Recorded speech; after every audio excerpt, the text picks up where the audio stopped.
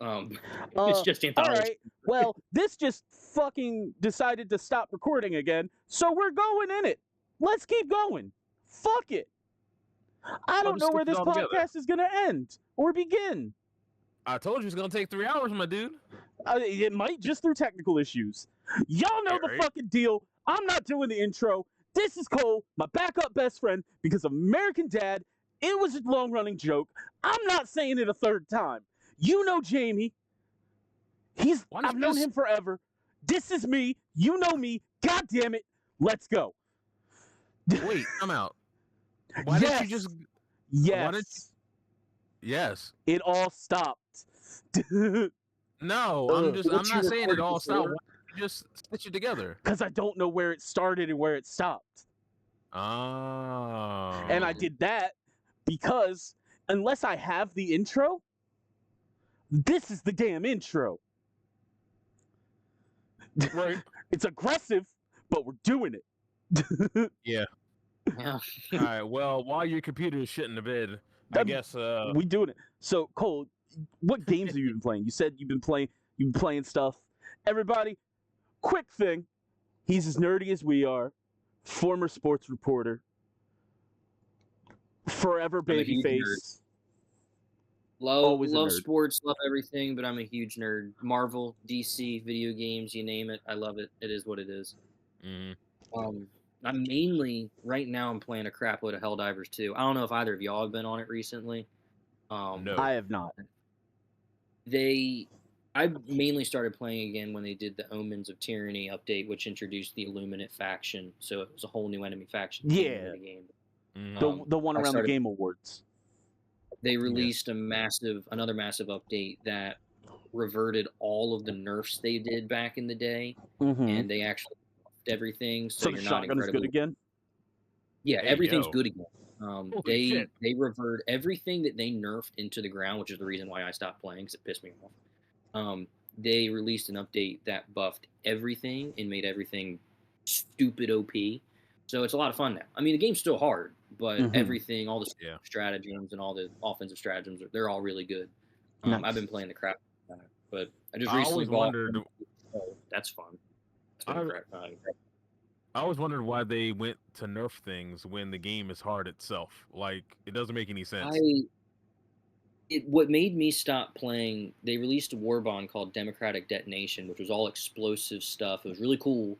And then I bought it, I completed the war bond, and then like 3 days later, they nerfed everything into the ground where it was like I was shooting a water gun.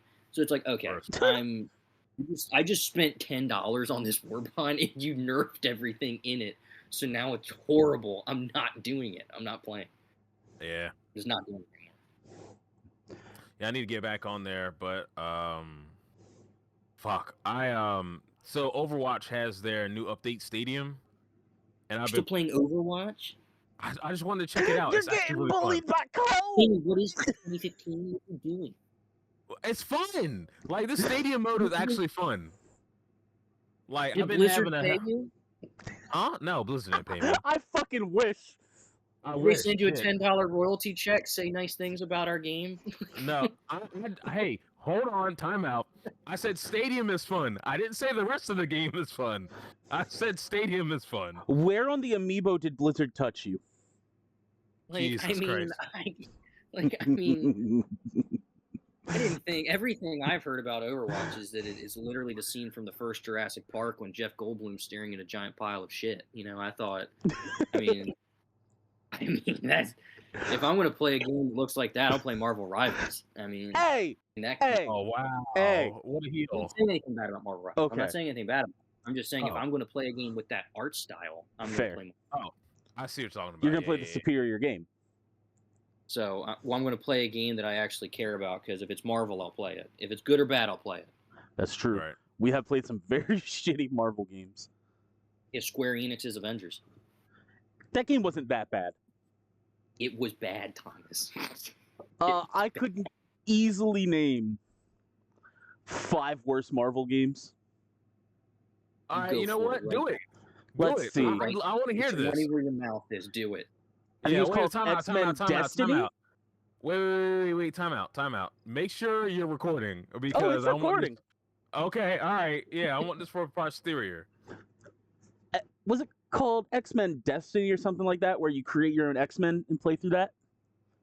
That game It was on the sucked. PS2. No, it was on the 360 and PS3.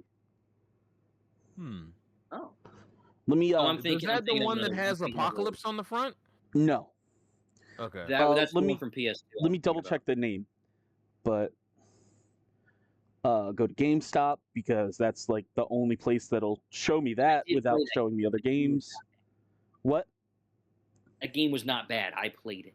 That game was ass, Cole. Well, what a heel. No, Square Enix's Avengers was ass. Sir, you played quite a bit of that game, and I stopped playing after the Maestro update. it is called Destiny. Yep. It wasn't bad. Okay. It wasn't bad. Okay. Okay. Let's see. You still got 4 more games. Oh, for I this. know. I'm well aware. Oh, What? I remember this game. Yeah, I Yep. never played it. Mm-hmm. Damn. Definitely not X-Men Origins Wolverine. That game was actually good. That was the only Mhm. good Was part good. about Captain America: The First Avenger was That was okay. Yeah, that was okay. I Yeah. remember that. The Iron Man movie game. Did you just say that was fun? The Iron Man movie games on the PSP. They were mindless fun. It was on the 360 also, and that was about to be the next one I went through, that it was bad. Damn. Yeah. Let's It's see. in denial. Trying to figure out who's going to be the biggest heel today. So this is a hot take. Here's a hot take that's going to piss everybody off, especially Cole. If you say Ultimate Alliance, I will fist fight you. No, if you say Ultimate Alliance, you have no class. Yeah. Ultimate You Alliance have, is the shits, and you you have know it. lack of taste. Marvel Ultimate Alliance is incredible. It is a gem in an aged like fine wine. Hell yeah. I don't know about And 3, the but second 1 and 2 is second one really was good. solid too because it adapted Civil War down to the Yep. letter. Help me God if he says Ultimate Alliance. It is Marvel Ultimate Alliance. What? You're Cunt? garbage, Thomas. What? You're This garbage. guy's an asshole. No, it's he's sitting here thinking, shit, I ran out of games to say because there's not that many, so I just got to start picking random ones and just saying they're trash to prove my point. And that's not how this works. Ultimate Alliance was incredible. One that I've Ultimate Alliance. recently It was the played. first game I played when I was a kid. I binged that game for 17 hours straight when I was a kid. Loved it. And Jamie, get ready to lose in a fucking fist fight. One that I've recently played, The Punisher. The OG Punisher game. I know which one. I think I know which one he's The talking one about. in this. Oh, the arcade game. Oh, see, I don't. Oh, I thought they were talking about the old PS2 Punisher game. No. Yeah. That Yeah, game's pretty no, much been banned. It was borderline adult rating over M. And even if all right, let's even take out Marvel Ultimate Alliance because you two were some bitches who don't acknowledge mainly that. because the rest of the world has class and they love guy. that game. This guy. Was this game on Game Boy Advance called Daredevil? I never played it. It was movie Never. tie-in. Oh. He's got to go all the way back to the Game Boy Advance. To And prove then- the point that And then Marvel PS2. Adventures was X2. the movie game. Yeah, the movie game. I mean, yeah, that movie was ass, and that game was ass. But, Or I the mean, Fantastic Four game. Or Marvel Nemesis Rise of the Imperfects. Oh yeah, that game was pretty boot. You know what else is a GOAT Marvel game? And I so help me God if you say it's horrible, Thomas. We're not friends ever again. What? Ultimate Spider-Man. Oh, no, that game's phenomenal. Ultimate That Spider-Man. game. The fact that we never got a sequel to that game is the most criminal thing to happen in my lifetime. It was supposed to get a sequel, but it got scrapped. I guess they just don't like making money. Yeah. And I Yeah. could have even said the Thor games back on 360. That would have been a slam dunk. Well, Thor game, I should say. Oh yeah. Movie tie-in. I mean, you should have just mentioned all the good games. There's a lot of those. Let's see. Amazing Spider-Man, Amazing Spider-Man 2, Spider-Man 1, Spider-Man 2, Miles Morales, Web of Shadows. Web of Shadows, Shattered Dimension. Maximum Carnage. Yes. Yes. The OGs. Incredible Hulk Spider-Man Ultimate Destruction. Menace on Game Boy Advance. That was incredible. The Spider-Man 90s on the SNES. Yeah. Like I thought you were there's talking about the what is it? The Or PS1 Or yeah, that Dreamcast. one. Yeah, that game. I beat that game multiple times. That game is so fun. And the ending of trying to get away from fucking what is it? Is it Venom? Carnage Doc Ock. Yeah, Carnage Doc Ock. It's a pain in the ass. Doc Ock is incredible. It's so it makes me sweat every time because I'm nervous. Yeah, because that game is some bullshit because they will rob you because you're trying to web zip around and shit. Oh man. Cole, have you played Midnight Suns? No, You I need have to. not. I've contemplated it because it was on sale. I actually think it's on sale now. Oh, it was free on Epic Store. No, it's on PlayStation Store. I think it's on Dude, sale it goes right on now. sale all the time. How much is it? Wait, I think it was like. I think it was 40% off. Damn. It wasn't bad. It wasn't half bad. Deep discount, not bad. No, yeah. Midnight Suns is not on sale right now. Okay, maybe it was a. It was the spring sale. I remember it now. Yeah. So you can get the when they go on sale, you can get the edition. I think it's Legendary Edition. It comes with all the DLC and everything. Do that. But that game It didn't have 3 DLCs. Damn. That game was so good. The DLCs weren't free. No. You paid for them. No, I said were there 3 of them? Oh, 3. Yes, I thought you said free. Oh yeah, my bad. One of them was Deadpool. Noise. I think another was Morbius.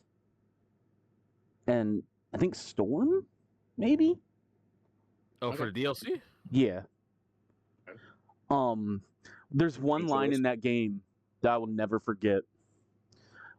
You play as like just a generic creative character. But unlike every other fucking creative character game in the universe, your character's not silent. Okay. I defeated an enemy with my creative character, and he goes, "Blade told me to tell you that your mother is promiscuous." I think that just sold Cole on the game. I've thought about buying it. I have thought about getting it. Yeah. But Jamie, what have you been up to, bro? Other than Overwatch. Yeah, just besides before. Overwatch. Nothing really. My job is about to start ramping up some overtime, so yeah, you mentioned that last week. Yeah, so get that money. Other than that, yeah. Oh, I was gonna surprise you, but it might be kibosh. I might be taking a day trip down to Princess Anne tomorrow. Hell yeah! To go to Springfest at UMS. Oh, word. Yeah, I'll be watching Until Dawn at like 2, so I'll get out of there probably around 4, and then Jordan and I are gonna hit up Ponzetti's one last time before they close. Rest in peace. Yeah, that's very upsetting. That's still crazy that they're closing, man. Man, it makes me so sad for multiple reasons. I know I asked you, but have they said there's a reason? I haven't heard of one. I can't see it being not enough business. I can't see that being the reason. My only guess is like the owner wants to retire or something like that. I don't know. And nobody wants to take up. I mean, the spot. is. I mean, let's be honest. If they you're are not old. from the area, but if you are, it's in a rough part of Salisbury. It is. I mean, I've always said if they relocated to like North Salisbury, they would make so much money. My God. But I mean, there's kind of something about like putting your restaurant hood adjacent and charging affordable prices. True. Yeah. And then Yeah, being I mean- delicious enough that everyone will come there. Real. It's also true. Real. Like, Ponzetti's Pizza could end racism.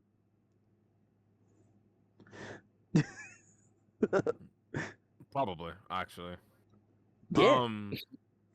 But it seems like one of the cornerstones of like Salisbury eateries close, like 2 more like newer stores pop up. You know, it's Yeah. crazy. Like Salisbury's getting crazy. Yeah. When I was Traffic's a bitch. I'm gonna be honest. The mall's not getting any better, though. The mall, dude. I swear that. demolish it, start over. I don't care. And the sad thing is, they just got a new owner, and he was like, I remember when he took Oh over. my I was god, still, me too, dude. I know exactly where you're going with this. he was like, he goes, wait for it, because the floodgates are about to open. We're about to bring all these new stores here, and it's like, well, brother, it's like 6 years later, and I'm still waiting. So, I mean, You've Yeah. got don't know less what- stores now. Dog, FYE closed. oh, FYE closed? Yeah. You know how Are you- fucked the mall has to be Well, for an when you FYE think to about it. close? I mean, stop and think about it. They were charging like you could go in there and buy White House Down, Channing Tatum and Jamie Foxx, and they would charge like $30 for the Blu-ray DVD. I mean, I'm And you're not like- disagreeing with you. FYE is overpriced as fuck. It was Yeah. egregiously overpriced. That was their. FYE's been overpriced for centuries. But I that bought the place, complete if you're series willing to of pay for it, Transformers from had gems. Still Yeah. wildly expensive. Yeah. Damn, I'm gonna have to make sure. I'm gonna swing by there's one mall around. No, there's 2 malls around here that have FYE in Hmm. it. See if they Christiana Mall, Capitals no Mall. Arundel Mills and Oh. well, I know Towson doesn't, but maybe White Marsh does. I'm not sure. Usually every time I go into White Marsh, I go in there for one thing and I get the hell out of there. Oh, 'Cause- the last purchase I can say I made from that mall was my Xbox Series X the day it came out. I waited in line for Oh, I 8 know. hours. You didn't have it pre-ordered either. I fought off four teenagers who tried to sneak into the mall and take my spot in line. I told them to go fuck themselves, and I they remember. were not happy. And I grabbed my Xbox, I grabbed Assassin's Creed Valhalla, and I hauled ass out of there. Nice. That was incredible. Dog. Speaking of console launches, and then I'll get back to what I've been up to. Can we? How the Switch? Yes and no. Can we take a flashback to 2013 of our friendship? And he already knows what I'm saying. Xbox One launch day. People don't need to know how much I spent. I wasn't gonna put on there how much. I wasn't gonna blast out how much either of us spent. But No. like Ashley, who was our boss at the time, damn well knew not to schedule either of us for that midnight because we were the number 1 and number 2 customer. Literally, Right. the amount of money, the amount of pre-orders that we had. I mean, we kept the lights on for that store, and probably we paid the electric bill for that entire month. Oh, we were probably like all of November's profit margin. I mean, my lord. They If had the there was a audacity game to tell me I on the launch list, one of us had it pre-ordered. I remember one time when Zach was our manager. I remember he pulled me aside one time because my pre-order list was small, and he goes, "You're not pre-ordering enough." I went, "You want to?" I beg pardon. And he goes, "Yeah, dude, you're not pre-ordering enough." I was like, "Go back in time if you can and look at my receipt from the Xbox One launch night. You will see how much I pre-ordered." Like, brother, I'm good. Like, We don't didn't think we question would my financially recover. No, it's like do not question. So, pre-orders. internet, I'll just say this. At that time, we got 15% off. We did So, employee Yeah. discount. a discount. It's good. Me alone on that launch day spent $1,400. Damn. Console was Yeah, I'm not- $500. I'm not gonna say how much I spent. Yeah, I know it's not 14. I know I had you beat, but Yeah, you did have me beat. It wasn't 14, but it was damn close. it almost became a competition of who could spend more money. It was damn close. Donkeys. Yeah. Back when I think the GameStop was fun. I think the difference might have been that I got Zoo Tycoon. I mean, we're back then, man. Physical releases were still a thing. You know, now it's not. I mean, I can't tell you the last physical release game. Actually, no. Spider-Man 2, when I bought the collector's edition. It didn't even come with a disc. Yeah. Yeah. I got the statue, and they gave me a steelbook, but I don't have the disc. Like, what are we doing here? I miss midnight releases. Well, midnight releases were cash. That's something that I feel like I'm thinking fast. They're doing one for Switch too. Oh, there it is. I'm gonna be honest. I'm still on the fence for Switch 2. I can't. The price of the console isn't bad. That doesn't bother me. It's the price release that I bought. I was about to say I knew that the $80 game was gonna get cold. I mean, $80. I mean, damn. Well, they didn't say but they said not every game is gonna be that. So like Donkey Kong, for example, is $60. I mean, dude, if I'm spending $80 on Mario Kart, I better get a cart with the game. Like, I mean, I better get. That's why I bought the bundle to save the 30. 30. Yeah. That's just egregious. I was able to pre-order a Switch 2 last night, and man, let me tell you, I had Walmart open here, Best Buy open here, Target open here, fucking Walmart on Chrome on my phone, Best Buy on the app on my phone, double screened on my phone. Just refresh. Constant. Target crashed at 12:01. Walmart put me in a queue. After the Xbox Series X fiasco with their website and going all the way back to the Bungie website for Destiny 2 Witch Queen, I can't stand refreshing a page. Best Buy put me fucking... Like, Best Buy took about 18 minutes to put theirs up. So I think it was around like 12:18 for it to even show add to cart. Yeah, I was like, oh man, I hit add to cart, it said sold out. I'm like, no! So I just kept smashing. That's what happened with the Series X. I mean, I had it pre-ordered 5 times on the Microsoft website. I had it add to my cart 5 times. And they're like, oh yeah, it's sold out. I'm like, okay, that's so it finally got to my cart from Best Buy, which I was like, hell yeah, I got it. I got to check out. Everything's all good. Whew! So that was pre-ordered. And Best Buy's policy is like they don't charge till the item ships. I got a phone call at 9:15 from my bank this morning that Best Buy put an authorization hold for $530 on my card. I was like, what the fuck? My shit was hella negative. I was like, huh? So, like, I fixed the issue, but then I immediately contacted Best Buy. I was like, hey, yo, you said you don't charge for the pre-order till it ships, or I would have been prepared for this. And they were like... And I remember when I bought my PS5 from Walmart's website. Yo, it's an authorization hold. It'll come off in 3 days. I'm like, so you just holding my money hostage for 3 days? Give me my $530. Sigh. Well, at least you got yours. Yeah. My cousin, he got his. So hell yeah.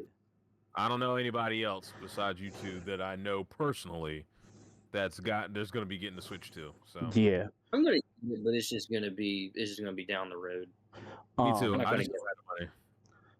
not gonna get it launched. It's just a money thing. Other than that, let's see. I've been playing Marvel Rivals because I love me some Marvel Rivals. Yep. I played Until Dawn, the whole playthrough of that. Cool. Did I tell you how I did in Until Dawn?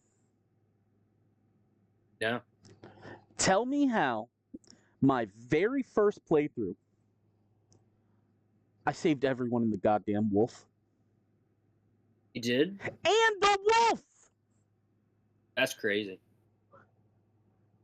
There was one bitch I wanted dead, and she wouldn't die. That bitch... I remember when I played Man of Medan, within the first 10 minutes, Caleb and I killed 3 people, and we weren't trying to. That bitch got bit by a Wendigo and lived. A fucking radio tower fell on her, and she lived. That's crazy. No, I'm more mad at myself, honestly, because I had a chance to shoot the bitch in the face after she got bit by the Wendigo, and I didn't take it because I was like, let's see how this goes. But in that game, though, saving everyone on your first playthrough is actually crazy. Yeah, that's insane. That's wild. And you played Man of Medan with Caleb. I did. I played Man of Medan. It's a good one. I will say Man of Medan is good. It's a good one. I played that game with our boy Freezy Pop. That was a wild ass time. I'm sorry. No shade. It was fun, actually, but damn. Every time I play with Freezy, it's always an adventure. That's the fucking truth. It might not be most of the time. It's not a fun adventure. Jesus. It's an adventure where you're slamming your head against the wall, but and definitely hearing things you can never repeat. Yes, that is God's honest truth. Playing Monster Hunter World with him back in the day was experience. An experience. When you get in Wilds to play with me? What's that? When you get in Wilds so we can play together? Yeah, I haven't been. Didn't they just release their first title update? Yeah, earlier in the month. Wasn't it Mitsune? Yeah, Mitsune. Do you have Wilds? Yeah, I've had it beat, man. Fuck. Are we friends on there? Yeah. Are we? Yeah, you sent me your friend code. All right. I'm not in your group because Caleb and I made a group because you can have multiple groups. We've been in that group, and I'll send you a code for that. I think our group he made it. I think it's Squad 99, and his tagline is "It's a Peralta guarantee for Brooklyn Nine-Nine." Nice. So that's our dude. Arc Tempered Raid Out drops next week. I'm so excited. No, I played the crap out of Wilds. I haven't played it in a minute, but I played it a lot when it launched. Let me see, what else have I played? I think that's been about it. Just those, and then pre-ordering my Switch 2. Need to get back on Destiny 2, dude. About to get a new expansion. Fuck I don't. About to get a new expansion. It's going to involve time travel. I love Destiny. I want to get back into Destiny so bad, but I haven't. I mean, I can't say anything. I haven't played Destiny in like a month. But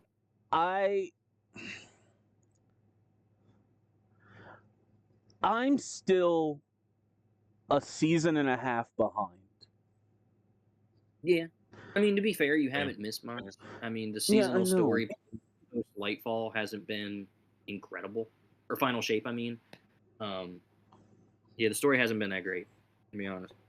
Like, I'll probably just watch the cutscenes. Because I don't... I don't think I have it in me to play it. Because I got to the point in... whatever the second episode is called. Where it's like, run the exotic mission 3 times. I'm like, we're just gonna put this down. Yeah, Bungie has that problem. Every season they'll release a new exotic mission.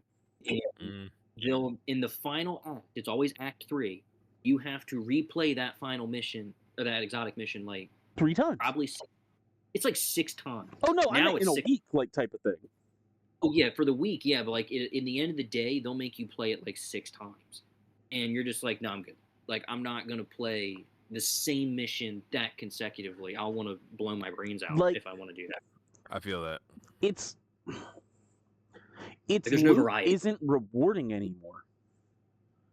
Yeah. Speaking of Bungie, I've been playing Marathon. I don't know if I can do it, man. So I've seen so many people play it. It actually doesn't look too bad.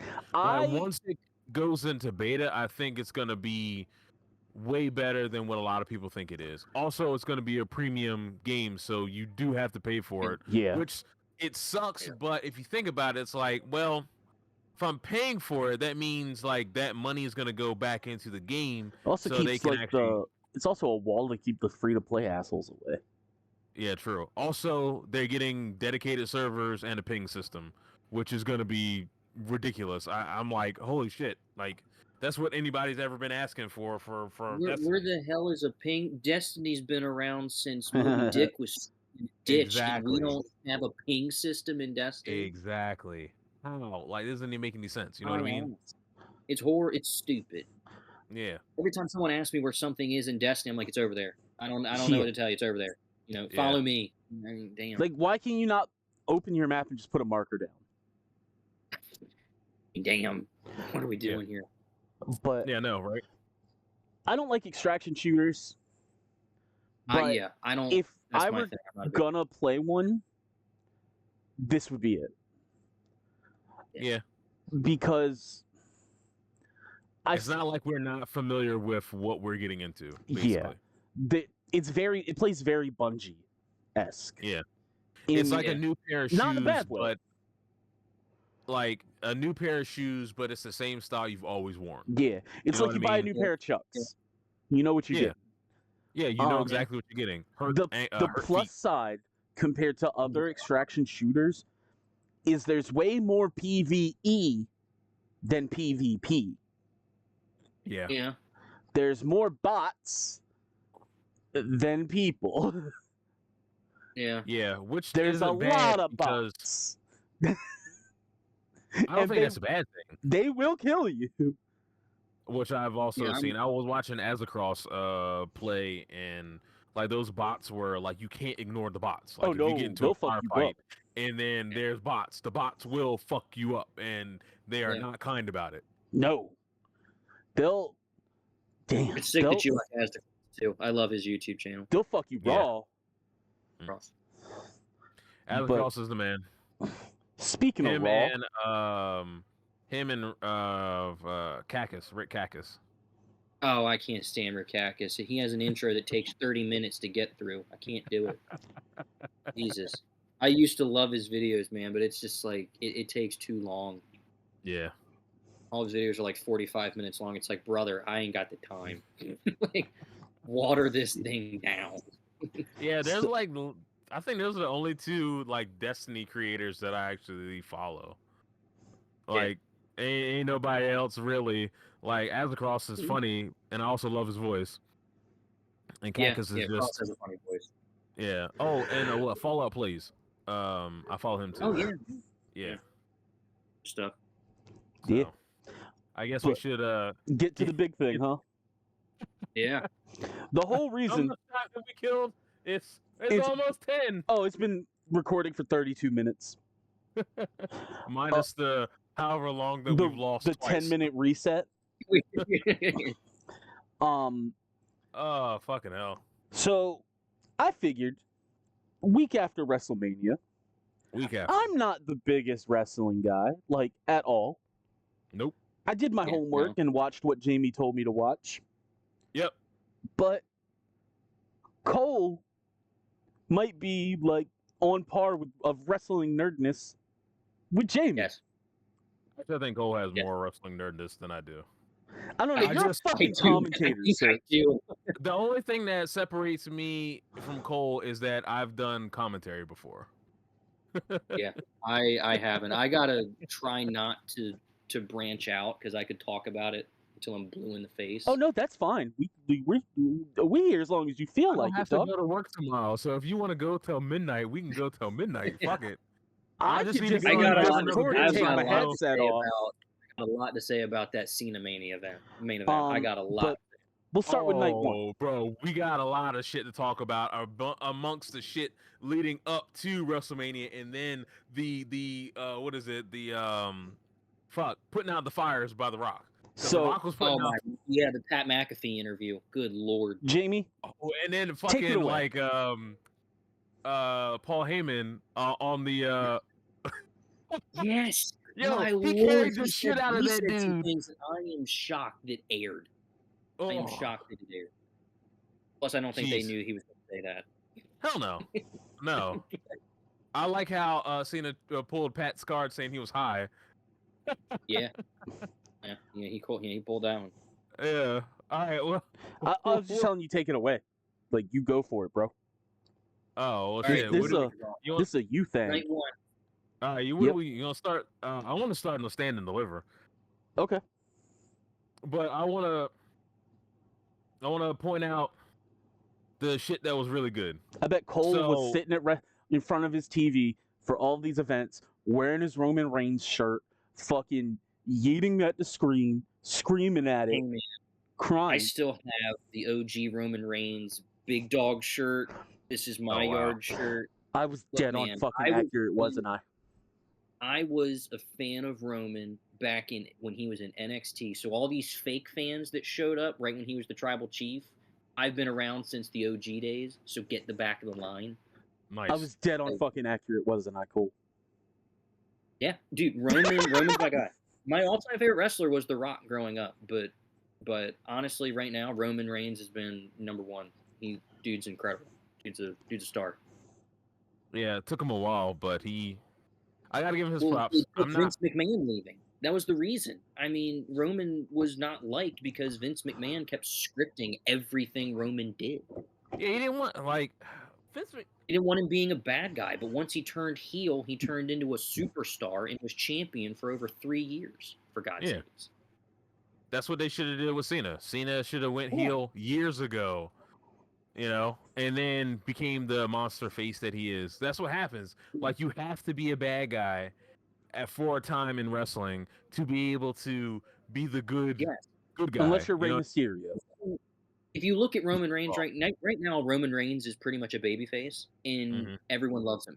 That's what it took. All it took was for him to be a bad guy, and now a good guy, and people love him. That's all it took. It wasn't that hard. For Vince McMahon, it was brain surgery, but for Triple H, it was a simple 1, 2, 3. Hate Vince McMahon. Hate him. Yeah, Vince McMahon, he's got some negative qualities, like a lot of negative qualities. I was going to say we could probably write. There's a whole Netflix documentary of what's wrong with him. Yeah. If you don't believe me, go watch it. It's actually a really good documentary. Yeah, that's on my documentary. That's on my list. So it's good. So all right, we can start with the first match. Or do you want to do like the whole card? Or you just want to pick and choose? Yo, like, that's up to you guys. Oh, you talking about Stand and Deliver? Stand and Deliver. Did you watch Stand and Deliver? I actually didn't watch Stand and Deliver. Oh, bro, you fucking missed out. It was really good. I wasn't able to watch it. I was busy. Oh, shit happens, right? Yeah. But I will say, here's the matches that you should watch. You gotta watch the opening, Ricky Saints versus Ethan Page. Really good. I saw that. I heard that it was good on Twitter. There was good stuff about it. And the best part about it is, it's not like they haven't worked together before. Especially in AEW. Like, so I knew that, and it sucks. It makes sense why they had them first, but it doesn't make sense because they're going to set the pace. They're setting the pace, so everybody, you have to be better than what we are. Well, I mean, you want to put a banger for the opener and the closer. Yeah. You have to you have to get rope to people in, and then at the end, like the final match has to take everybody home and make everybody happy.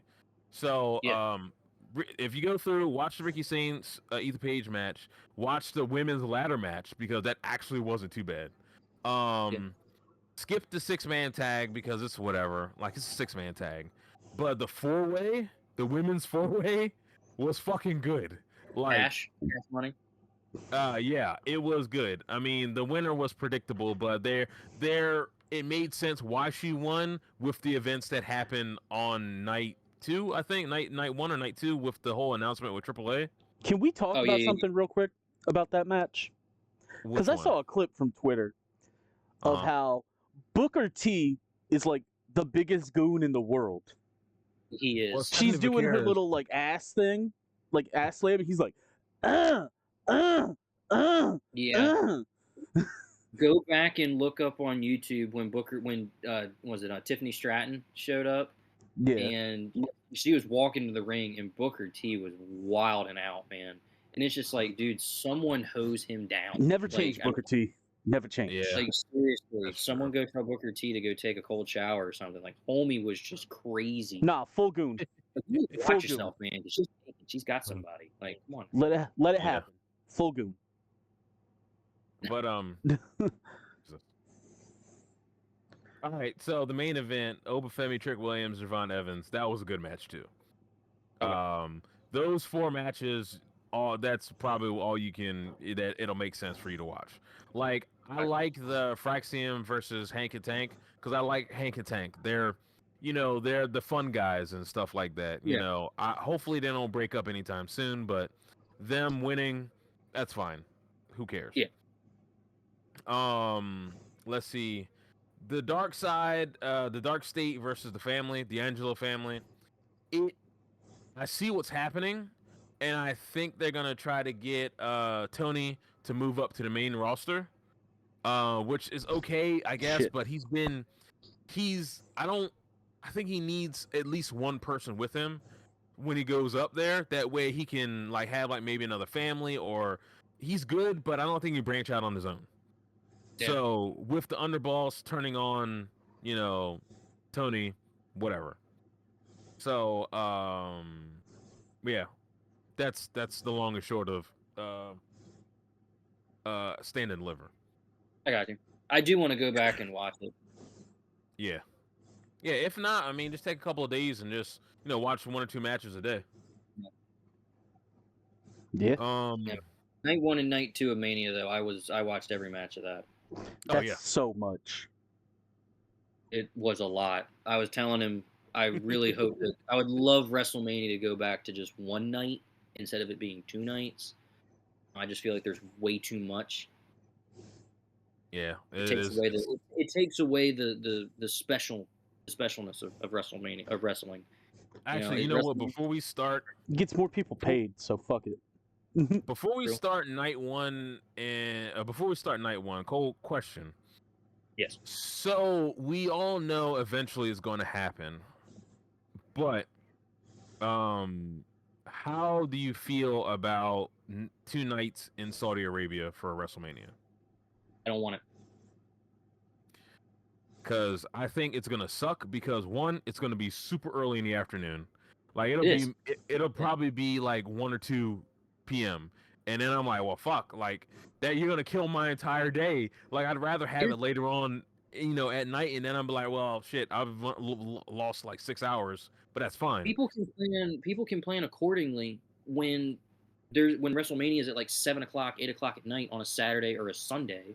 Yeah. But when you put a pay-per-view at 1 o'clock in the afternoon on a Saturday, people are gonna be like, well, shit. I might as well kiss away any plans I have. Gone. Yeah. Because now I got to sit in front of my TV for the next 7 hours to watch this pay-per-view. So because I don't think it's a good idea.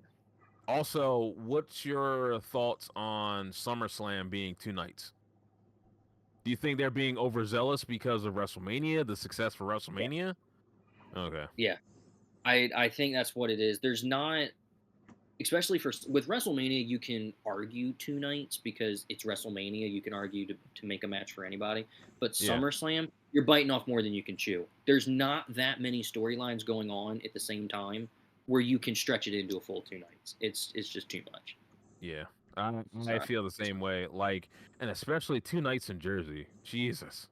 No, God help us all. No, not Jersey. It's already hard enough to get around there anyway, and now you got two fucking nights in Jersey. God. Yeah, no, I ain't doing that. No, especially not New Jersey. Hate New Jersey. Yeah. Sorry, I can't do it. Let me see. What else did I want to ask you? Fuck. It'll come to me. But yeah, night 1. You want to start off with the first match? Yeah, let's just do it. Yeah. Jay Gunther? Yeah. So this is one Jamie told me to watch. I thought that they were going to pull a swerve and have Gunther win and retain. But I'm like, damn, you're gonna kill the crowd if you do that. You'll kill the crowd dead. They wouldn't come back until the main event. So that triple threat match. Yeah, they would stay away. Yeah. So I'm happy Jay won.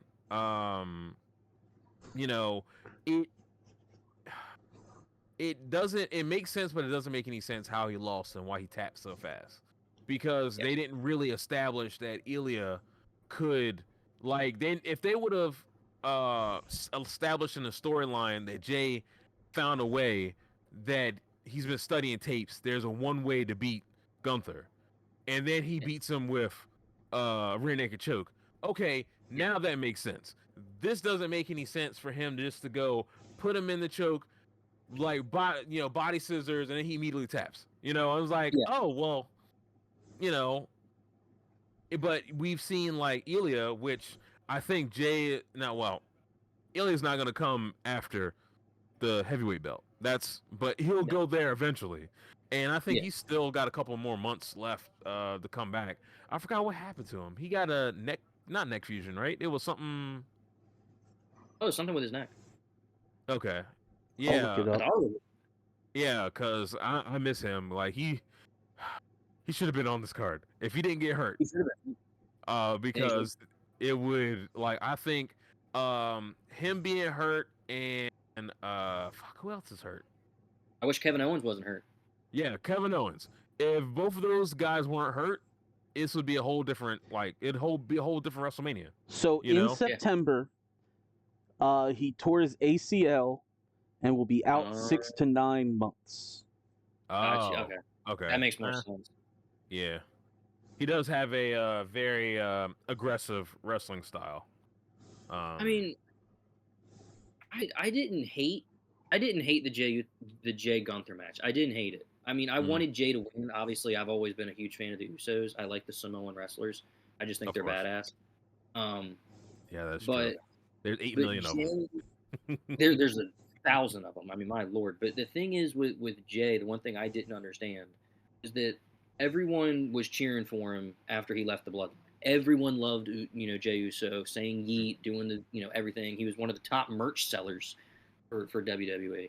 But then once he was in the Rumble and when he won the Rumble, everyone started to bitch and moan about it. And it's like, what are we doing here? Because the internet is entitled assholes who don't know what they want and they're fickle. My lord. And then building up to Mania, people were starting to cheer, boo. They couldn't make up their damn mind about it. And they're just like, no, Gunther needs to retain. It's like, no. The thing is with the championship belt, that belt, in my opinion, holds no prestige. Because the storylines have been trash. Even when Seth Rollins had it, the storylines have not been good. And it's not a belt that has a lot of value to it. I think Jey Uso, in my opinion, not just saying because I like him, I think he can bring value to the championship. Well, you also got to strike while the iron's hot. Yeah, and I think there's a lot you can do there. So, I mean, I like the match. Having Gunther tap out was a little wild. I'll agree with you on that. That's wild to make him do that. But overall, I mean, the match was solid to kick off the card. I thought it was a good one. I also think that WrestleMania being late this year hurt it as well because they had to extend storylines, like having them do the 3 weeks in Europe and stuff, which is fine. Yeah. I don't mind it because it's something Your new. crowds are good. Yeah, they're always hot, regardless. There's no ifs, ands, or buts. They're always hot. But you had to extend the storyline. You had to extend that storyline. You had to extend the John and Cody storyline. It really hurt them. Like I don't understand. I hope next year they don't have something like this. If they're gonna do a Europe tour, do a Europe tour either after WrestleMania or like, well, I don't want to say in the winter because if you do it in the winter, do it right after the Rumble. Yeah, You can do it. You can do it on the road to WrestleMania. Just do it right after the Rumble. You'll have plenty of time. True. Yeah. I feel that too. Also, like, you have fucking night 2 on Easter. Like, obviously, it doesn't really matter for a lot of people because, like, you do Easter stuff either in the early morning, in the afternoon, and then afterwards you got wrestling. Like it's the memes though. The memes were funny.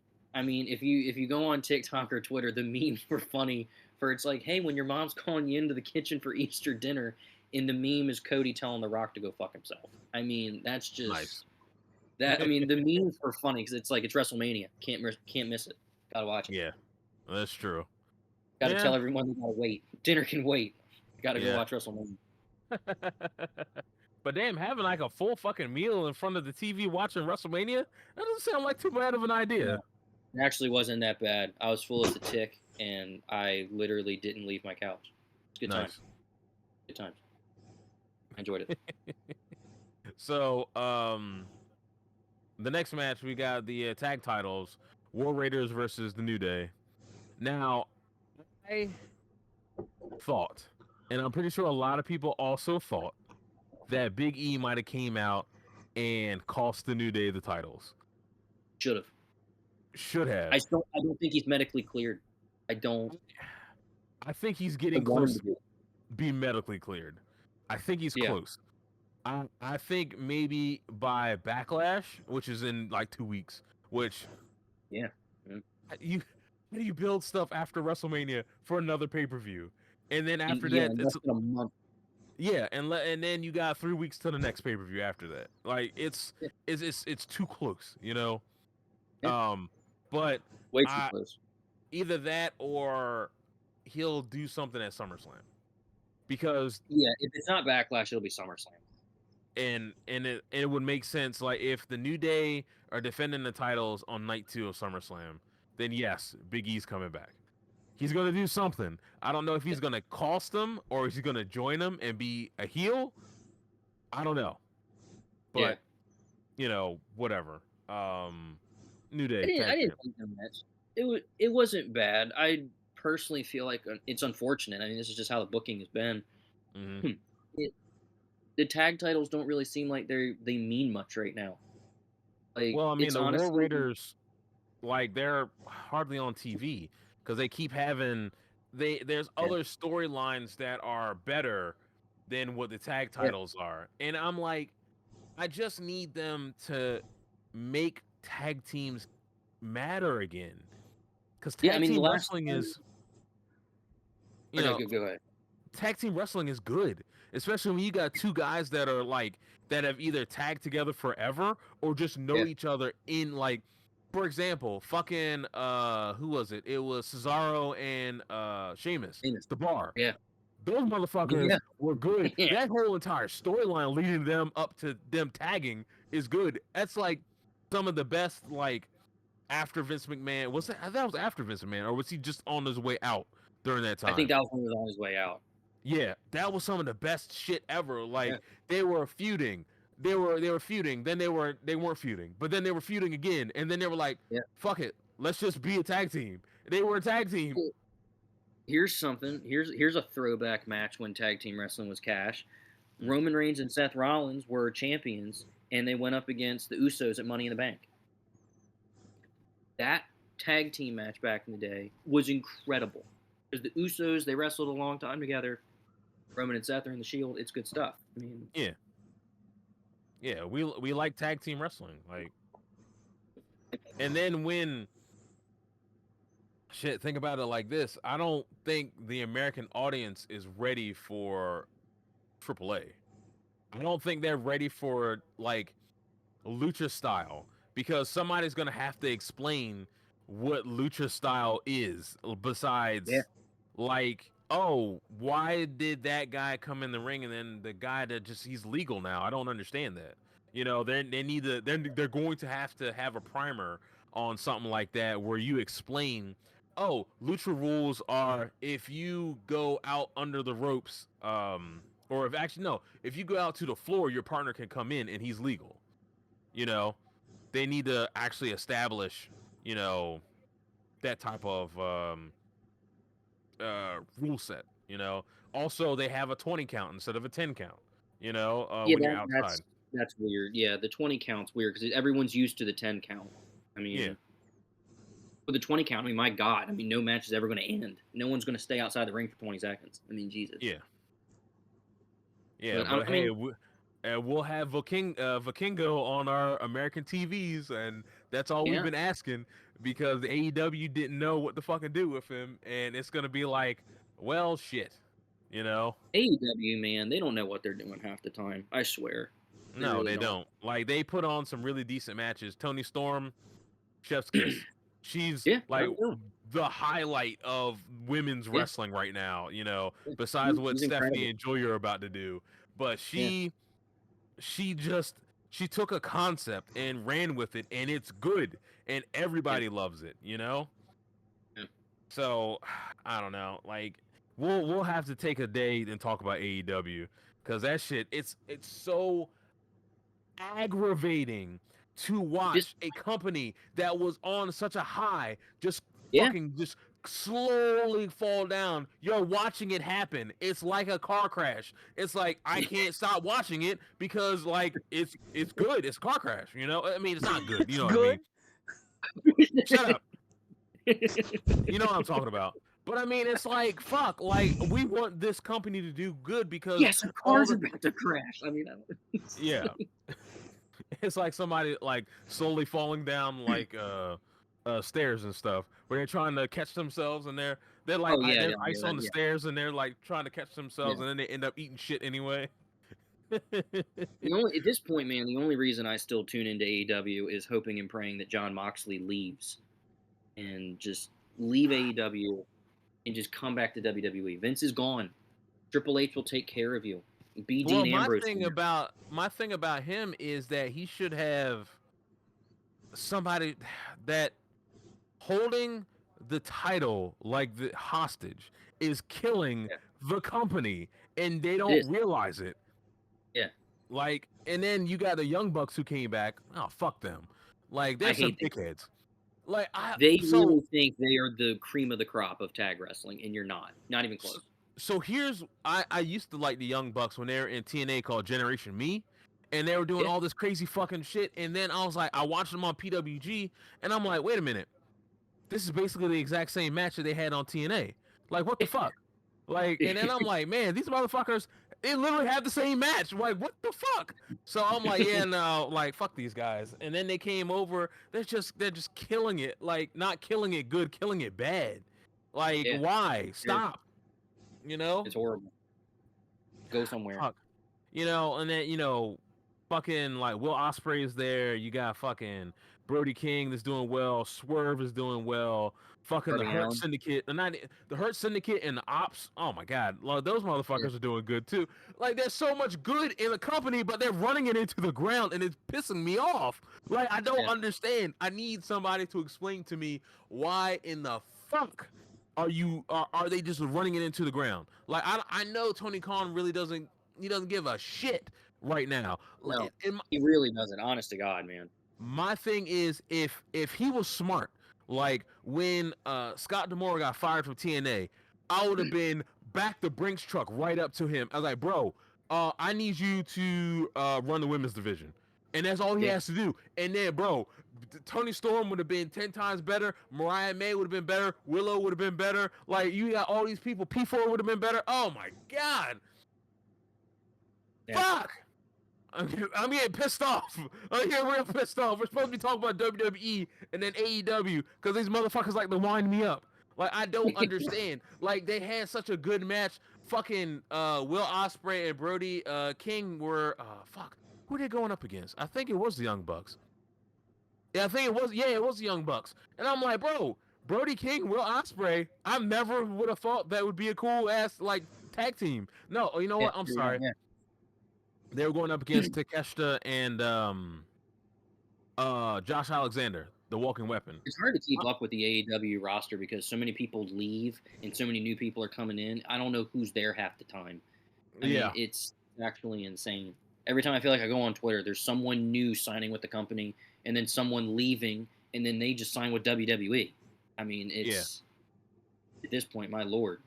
I'm a little upset about them treating Bailey like they are and with that worked injury. Like, I'm like, bro, like, why would you go through and do that when, like, I understand Becky's coming back. Cool, that's fine. But you could have did the exact same storyline with Bailey and it would have meant something. It would have meant more because they wrestled before. Lyra got the W over her, and then they go start tagging. You know, they win the tag belts, then they lose the tag belts, and Bailey turns on her. It's a ready-made storyline. It's right fucking there. Oh my god! Like, it's so simple. I love Becky Lynch. I'm a huge fan of Becky Lynch. Loved her in NXT, but when she came back at WrestleMania, I was disappointed because I know you can diehard wrestling fans can tell me it's never going to happen, but I'm still going to believe in it. I wanted that surprise return to be AJ Lee. I wanted it to be AJ Lee. Bring her back. She was incredible. CM Punk, we never thought Punk would come back to wrestling, or to WWE at least. And Homeboy's back. Let his wife in. She was incredible. She's one of the best women's champions in WWE history. Yeah, even though she is in ring shape. She is in ring shape. She could have come back. Saying. I mean, the work is done. I mean, damn, just pull the trigger. I mean, the pop alone. Bro, it would shatter windows. Yeah, then it would crash Twitter, basically. Literally. You know. I'd be crazy. I'd be so hyped I'd throw a chair out my window. I mean, I'd be so insane right now. Bro, I would have lost my voice. I'm like, fucking AJ is back. Shit. Like, I don't get me wrong. I love that Becky came back. I do, but I wanted it to be AJ Lee. That's who I wanted to. Yeah. Oh shit! You know what? Did you get a chance to watch the roast? No. So apparently, I thought they didn't put that out for people to watch. What happened? I thought they didn't put that out for people to watch. They didn't put it out. I think people recorded it and secretly and tried to put it out, but there was so much shit that happened that WWE is copyright striking everybody that puts out anything about that roast. Because there's been somebody called Charlotte out, somebody called Nia Jax out. Like they told him, I think they told Nia she was bad at wrestling or something like that, and Charlotte was like, yeah, every time we see you, like every year you have a different face or something like that. Which I'm like, well, I mean, you're not wrong. I mean, every year she does have a different face. It was like you're not lying. They're not too far off with Nia Jax being not a good wrestler. I mean, how many times in a match has she injured the person she's gone up against? That's true. Yeah.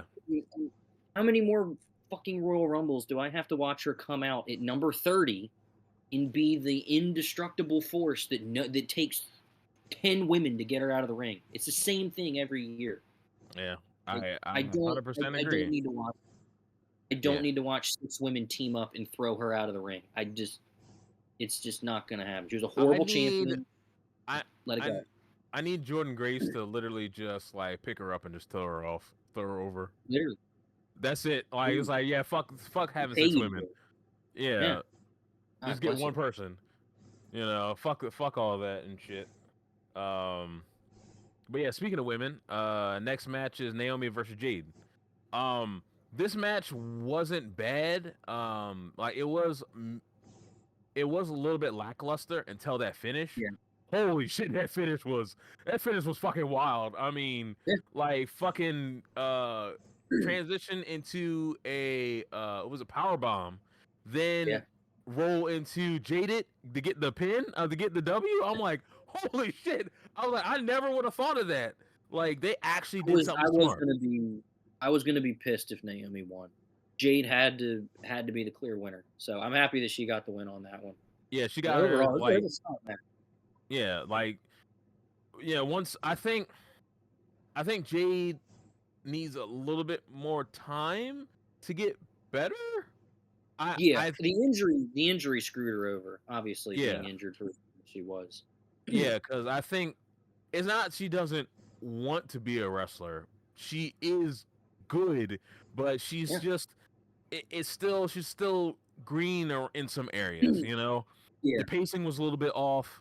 You know, near in the middle of the match, but it turned out, you know, pretty good at the end. You know, Jade wins.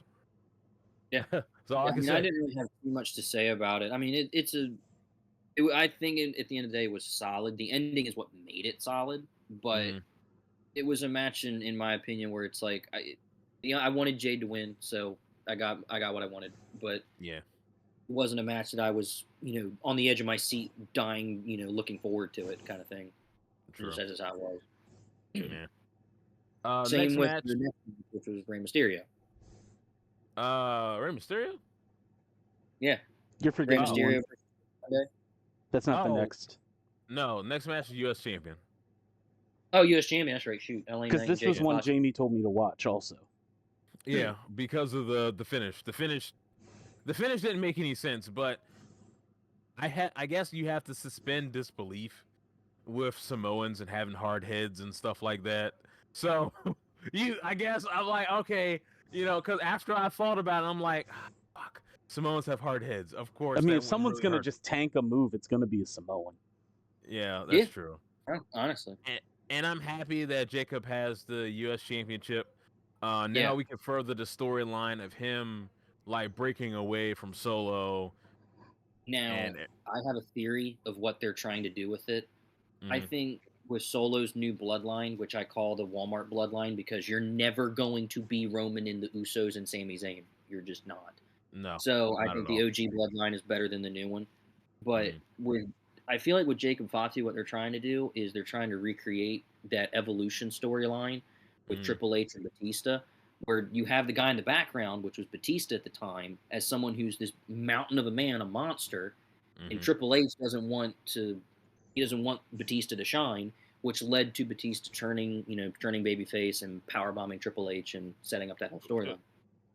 I think that's what they're trying to do. Is they're trying to make Jacob Fatu a Batista type thing, and there's going to come a moment in a match where he just beats the living dog shit out of Solo, and he's going to break away from him because he realizes that he's stronger and better, and he's a future champion over Solo. I think that's what they're trying to do. Yeah, and I'm not saying that Solo is bad or not, because I was like, when Solo was in NXT, I was like, bro, this motherfucker's got it. Like, I like Solo, and then he went on to the main roster, and then I'm like, it was like, oh shit, Jacob's he's gonna be a free agent. Ooh, Solo, I'm like, ooh, I don't like your thing now, Solo. You're about to get replaced real quick. So I think also, in another thing, Jeff Cobb is about to be a free agent, or he is a free agent.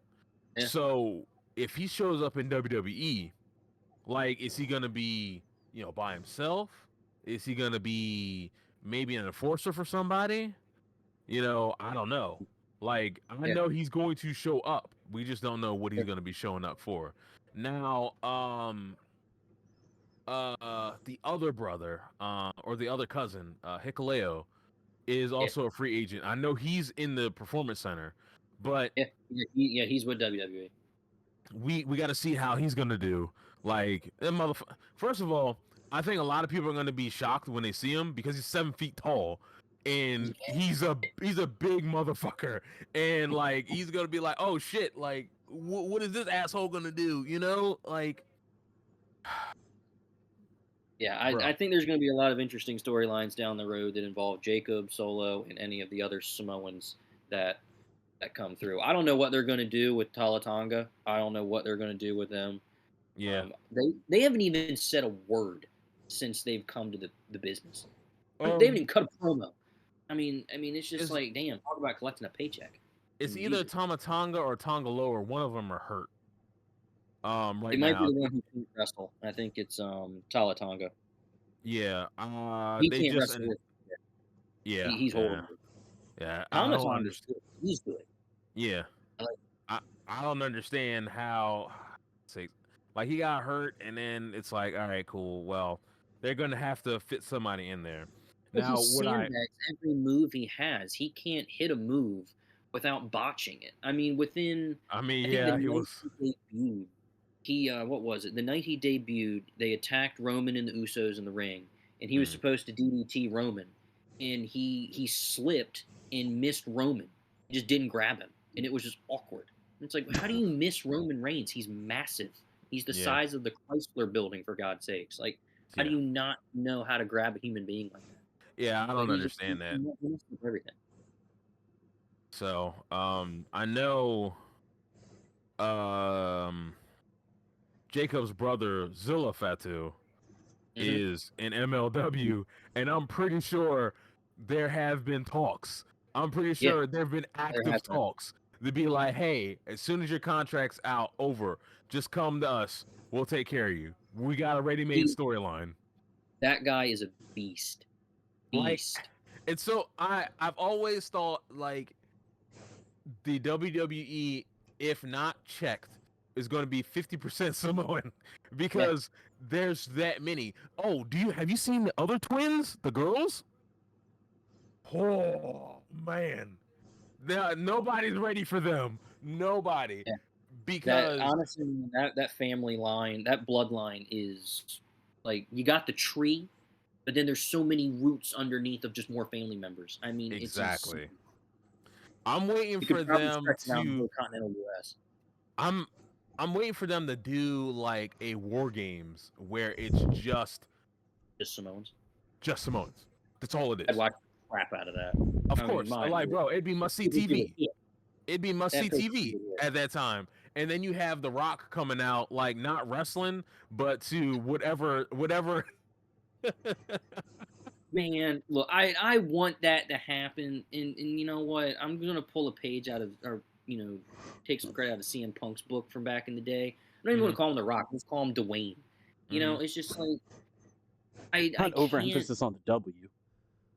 The W. I love The Rock. I do, but Dwayne, he needs to stay in his lane right now because right now he has effed up WWE. Like he needs to stop. I don't think it's just him. I think something happened between him and Triple H, and they're not saying. And like because I personally think The Rock wanted stuff to go a different route. And he wanted Cody to turn heel. I mean, that was his original plan. He wanted Cody to be the one to turn heel, not Cena. Yeah, but I think it's a better storyline because Cena's heel. Yes. I mean, it's something we've all demanded. I am enjoying Cena. I'm enjoying Cena coming out to a black screen with white letters that say John Cena. That's literally the best. Holy shit! It's so fuck you that it's like I don't know. Like it's so crazy. It's like, and then him wearing the belt backwards so you don't see the belt first. It's so like the subtlety of all these things that he's just saying. Fuck the crowd. Now you can. I don't know if you're going to agree with me on this. I mean, you watch wrestling for years, so I'm gonna. This reference. I wanted when he turned heel. I wanted one of two things to happen, and neither one of them happened, so I'm extremely depressed. I wanted him to become the Doctor of Thugonomics again. I wanted him to be the Doctor just one more time. Listen. Or I wanted him to turn heel, and his new theme song is the Bad Man theme song from his old album back in the day. We had it. It was right there. But no, I'm asking for way too That seems like a real clickbait thing they're called. that rap album from back in the day, if you haven't listened to it, it's gold. Those songs are good. No, No, Jamie, no, you're wrong. Those songs are good. He was our Eminem. He was WWE's Eminem. He was, dude. He was WWE. That's who he tried to be. Well, it's literally the thing about it is his blueprint was Eminem. The reason why if he came back as a Doctor of Thugonomics, there's nobody can touch him on the microphone besides CM Punk, maybe. That's what I'm saying. If this is his last year, screw it. But then he's burying literally everybody that he goes up against. Randy Orton could go up against him on the mic. But that's true. So Randy would kill him. There's too much history. Yeah. I could have more to say about that because of what happened on Raw, but I'll hold off on that for right now. Right, yeah. Fuck. It's so, bro. There's so much shit that's happening. We're not even through night one yet. It's really a lot. Yeah, no, I'm telling you, we can go to 12 o'clock. I'm not lying. I know you're not. I mean, at this point, I mean, do you want to talk about Rey Mysterio versus El Grande? Fuck no, because thank you. That match had no business being on the card. No, that. I saw the entrance. A little racist. That's what it's supposed to be. I got that, but I mean, El Grande Americano is from the Gulf of America. Like, come on now. But how are you gonna have a live mariachi band and a yellow filter? That's a little racist. WWE wasn't racist. Filter from every movie to know that you're in Mexico. Yeah, right. Like, the only thing that would have made it more racist is if he came out to La Cucaracha.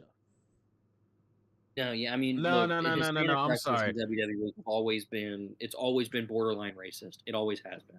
Like the Mexicools. Yes. Oh You can no, even he'd go have to back come to out Eddie Guerrero. to. He'd have to come out to La Bamba, sir, not La Cucaracha. La Bamba would be better. I mean, either one.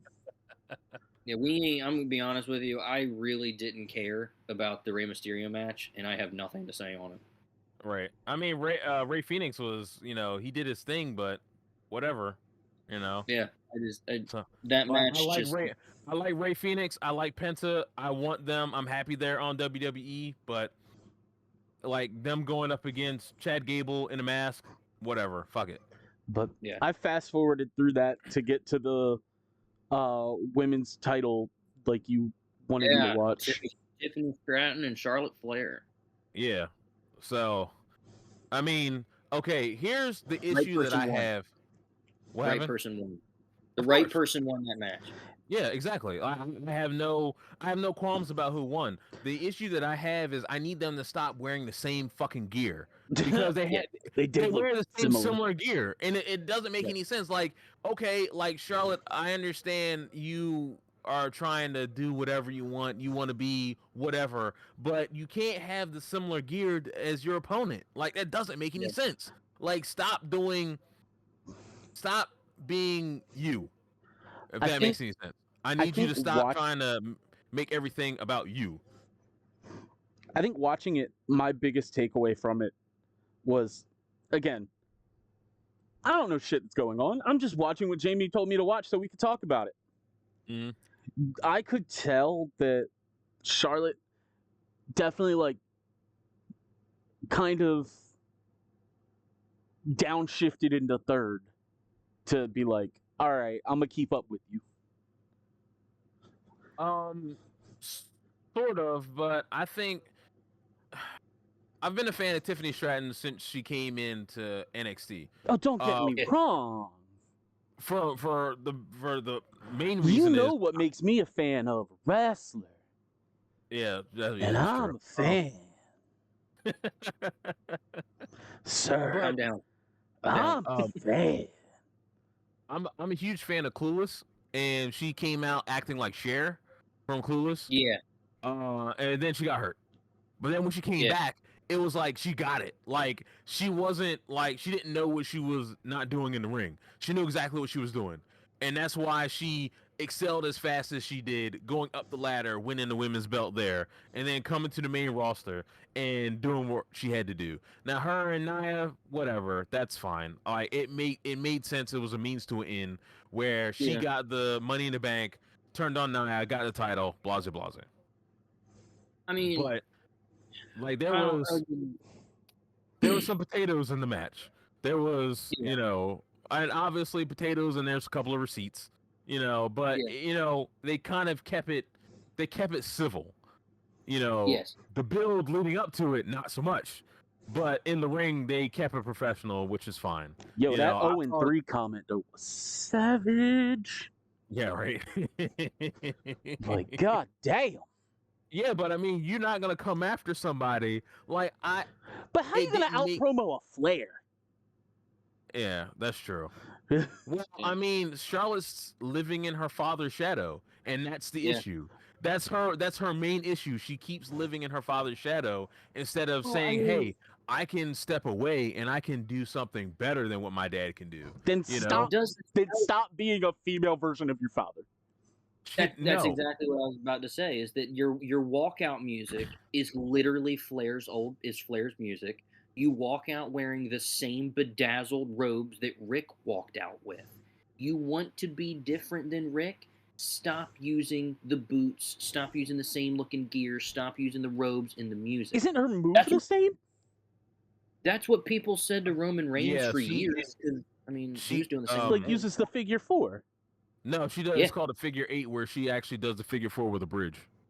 Yeah, which is fine, but I mean, And then she has the blockbuster, which is the natural selection. I think And she has she one does other move. big boot. She does the big boot. Yeah. And she'll sometimes spear. She'll sometimes occasionally spear somebody. Yeah.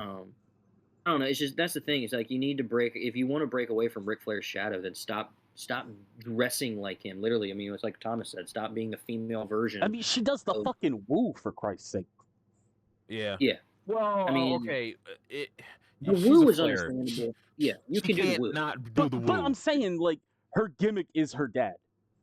She also does the Flair chops. She does the same thing. She does the Flair chops. I mean, that's. She just doesn't do the old man flop. And she does. Yeah. She does the whole like the arrogant like strut in the middle of the ring when someone's down. Yeah, the Ric Flair strut. Yeah. Yeah. Like I don't know. It's just her it's like whole back gimmick in the is her father. Yeah. It's like back in the day when the Shield broke up. When the Shield broke up, Dean Ambrose was his own thing. Seth Rollins was his own thing. But Roman kept the Shield music. He kept the Shield gear. He kept everything pretty much. And everyone's like, if you want to be your own wrestler, then stop being the Shield. So it's like, and then that's what worked for Roman when he left that behind. That's what worked for him. So Charlotte's going to have to do the same thing. Eventually, like if she ever decides to fucking, I don't know. I mean, the thing is with me, I wasn't against Tiffany Stratton and Charlotte Flair going up against each other. Mm-hmm.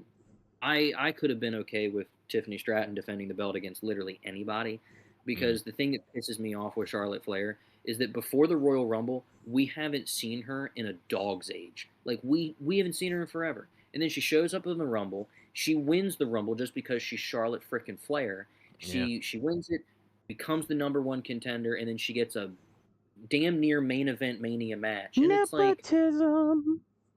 It's like, dude, that literally, I mean, that's just ridiculous. You got that just simply because of who you are and what your name is. No, she got it because of who her daddy is. Charlotte is a good wrestler. I mean, I'm not trying to discredit her. She is a good wrestler and she has a ton of talent. But it's just like, dude, there are so many other people that I wish I could have seen in that match instead of Charlotte Flair. Like, she did not need to be in that whatsoever, and so help me God, she better not be in the championship match at SummerSlam. Like, one of the big 4 pay-per-views, she better not be in the women's championship match in the next one, because she doesn't deserve to be in it. They're not there. We haven't seen her since Mania. I mean, she wasn't on the Raw after Mania. She wasn't on. I mean, she wasn't on.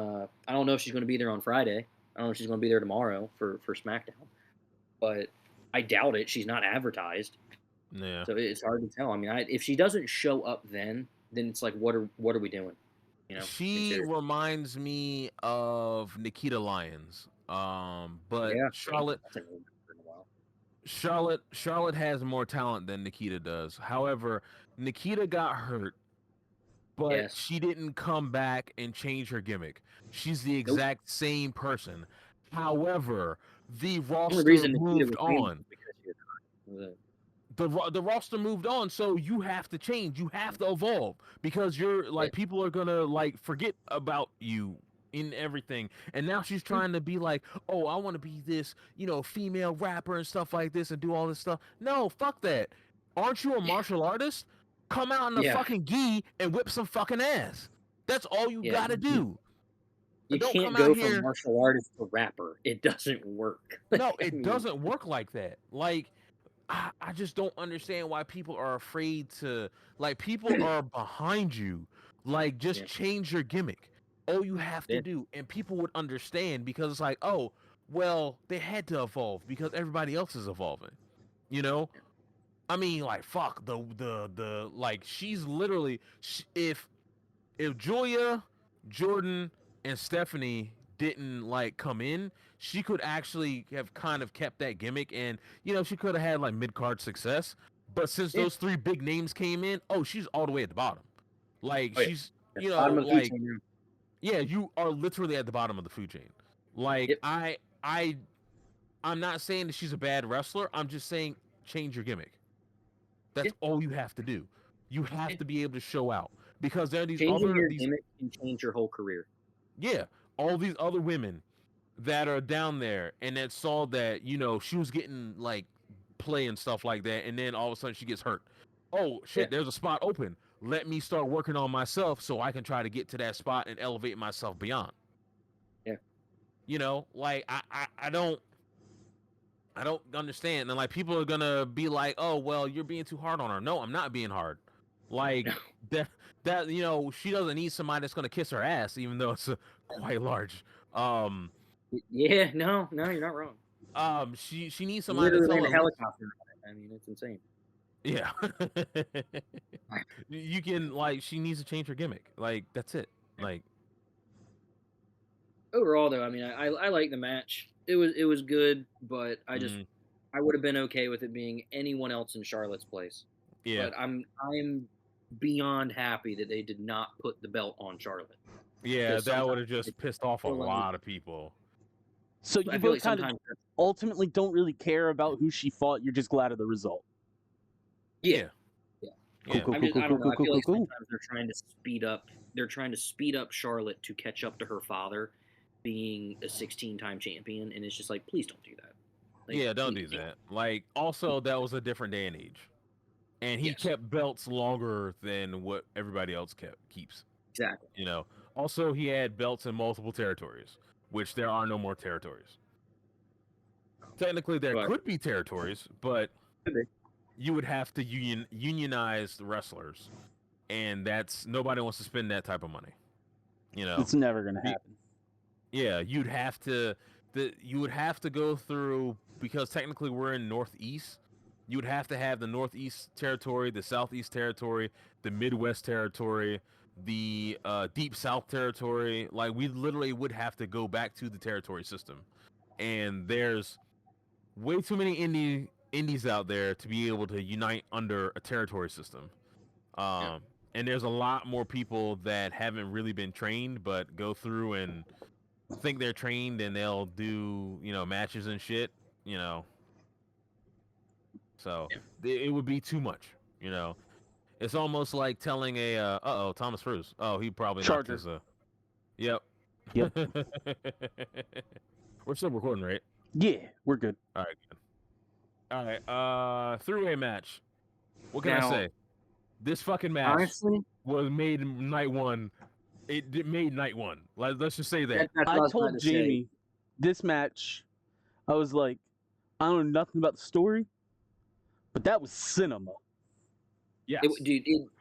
The funny thing is when at the Royal Rumble when Roman and all that happened, when he got eliminated and Punk got eliminated and everything, when they started attacking each other outside the ring, I was like, that is going to be I don't know if it's going to be the main event, but it's going to be at Mania, and it's going to be a triple threat match between the three of them. I remember seeing all these comments on Twitter of people saying that is not a match we want to see. We don't need to see Roman versus Punk versus Seth. And it's like, are you kidding me? The three of them can put on probably the best match on the entire card. Like, I mean, we're talking about CM frickin' Punk here, Roman Reigns, the fourth longest reigning champion in WWE, and then the architect Seth Rollins. This is going to be incredible. That match from start to finish was cash. And I'm not just saying it because I love all three wrestlers. That match was incredible. And what made it good was that the favor with Paul Heyman. That added so much suspense to the match because you didn't know what he was going to do. You didn't know who he was going to side with. And that ending, though, dude, that ending was insane. Yeah. I mean, when he... That's so clean. when he punched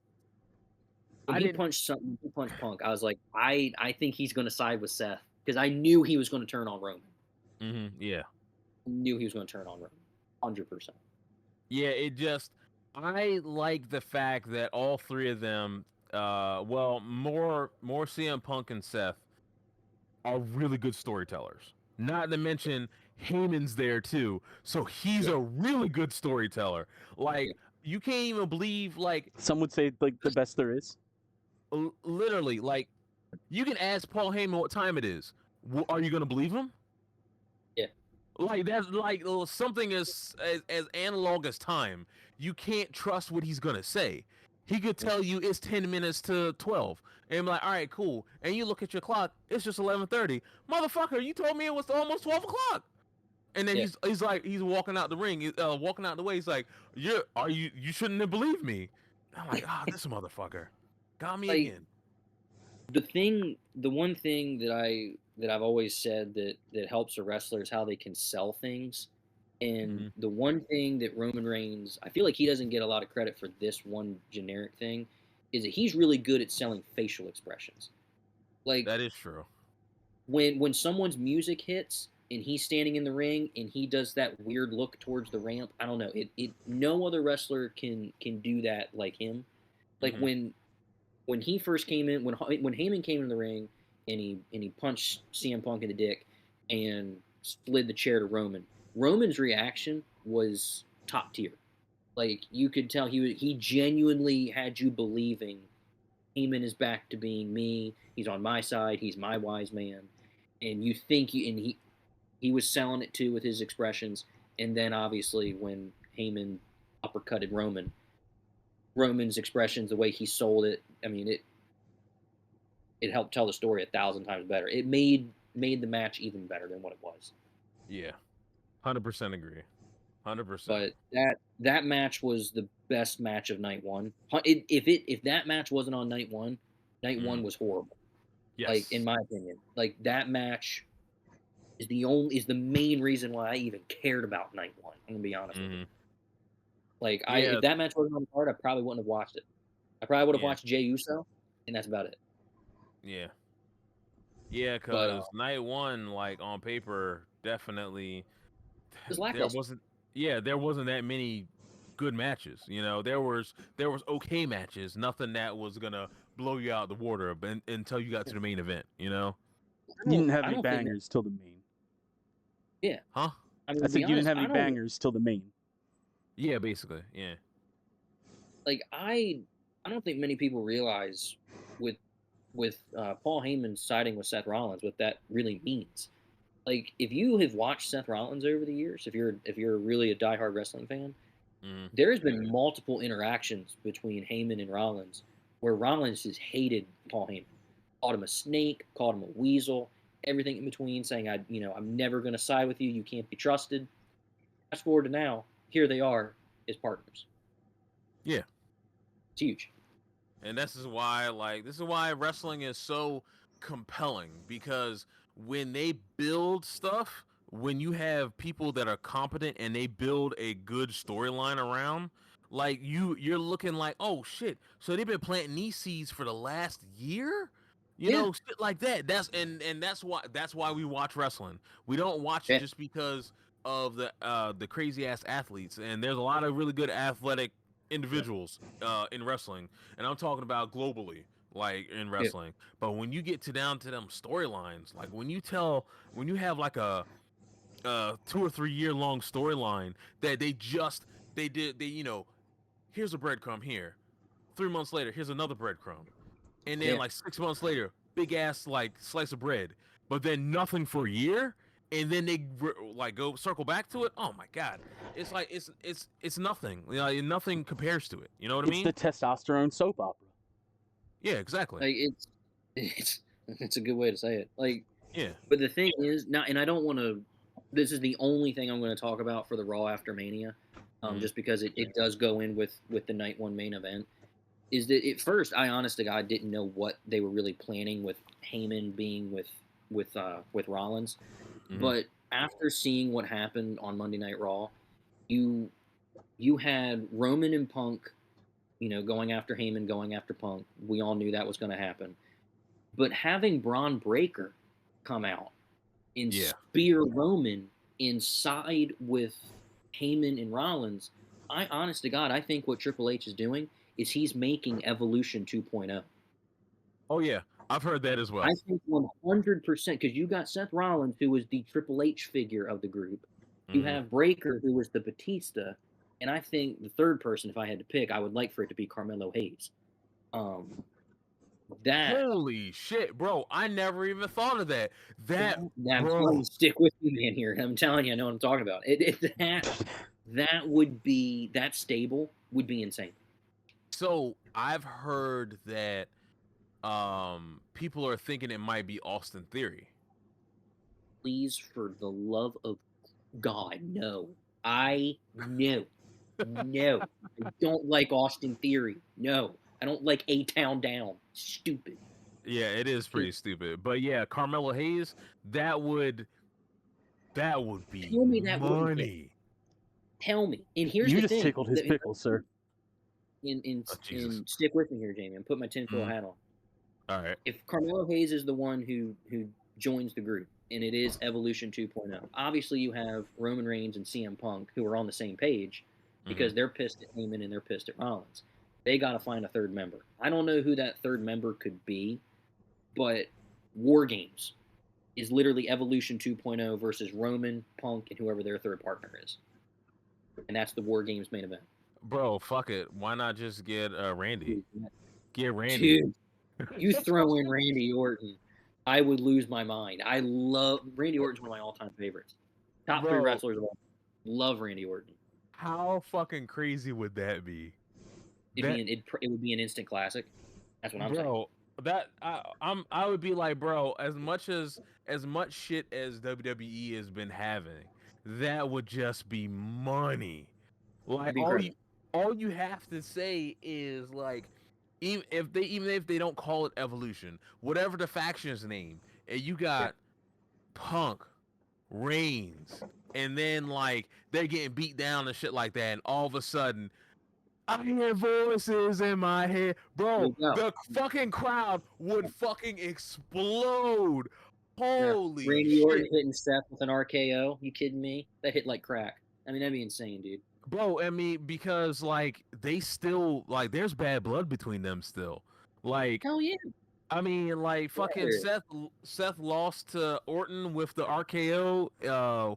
What WrestleMania was that? That was WrestleMania 31. Yep. It was WrestleMania 31 because it was when he went for the curb stomp and he reversed it into an RKO because it's one of the greatest RKOs of all time. Yes, it is one of the greatest RKOs of all time. It's too clean.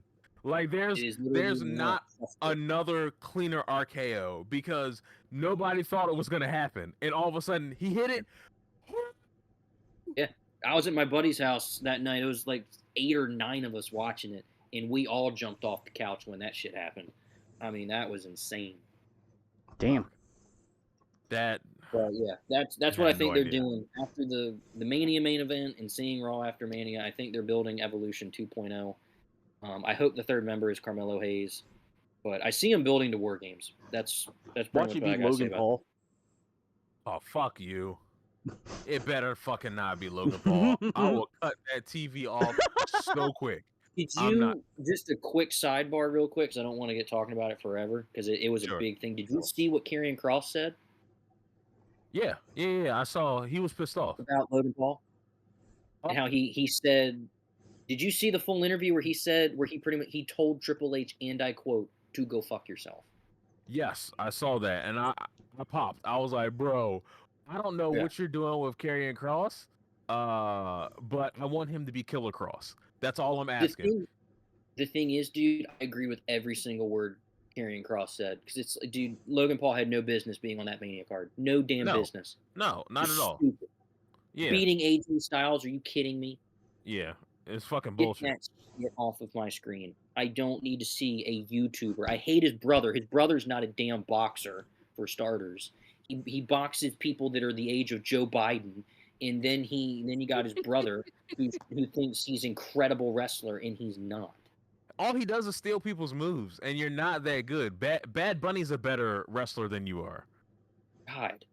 You know, like fuck both of them. We might see Logan Paul 3 times a year. And those 3 times are Royal Rumble, WrestleMania, and SummerSlam. And that's it. Yeah. That's it. Sometimes same. Yeah, I don't want you to come for all the big pay-per-views and get that big payday. Fuck off. Yeah. You know? If you're not grinding throughout the year, get out.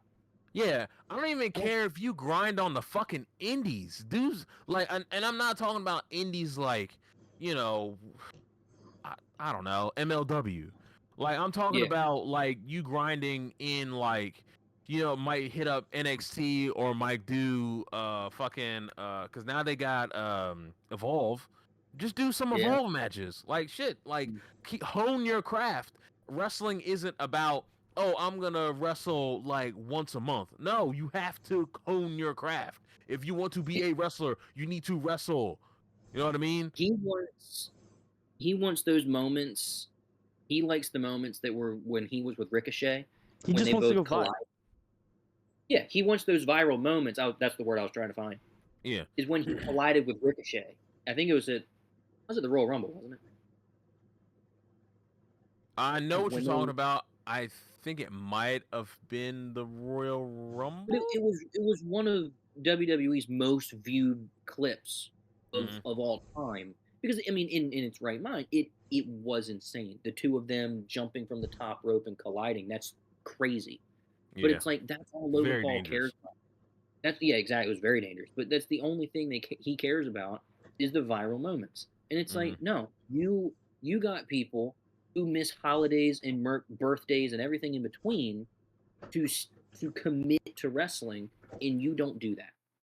You show up 3 times a damn year and expect people to cheer you, and I'm never going to cheer for you. You're stupid. You're garbage. Your matches are overhyped. They have no story. It's just makes no sense.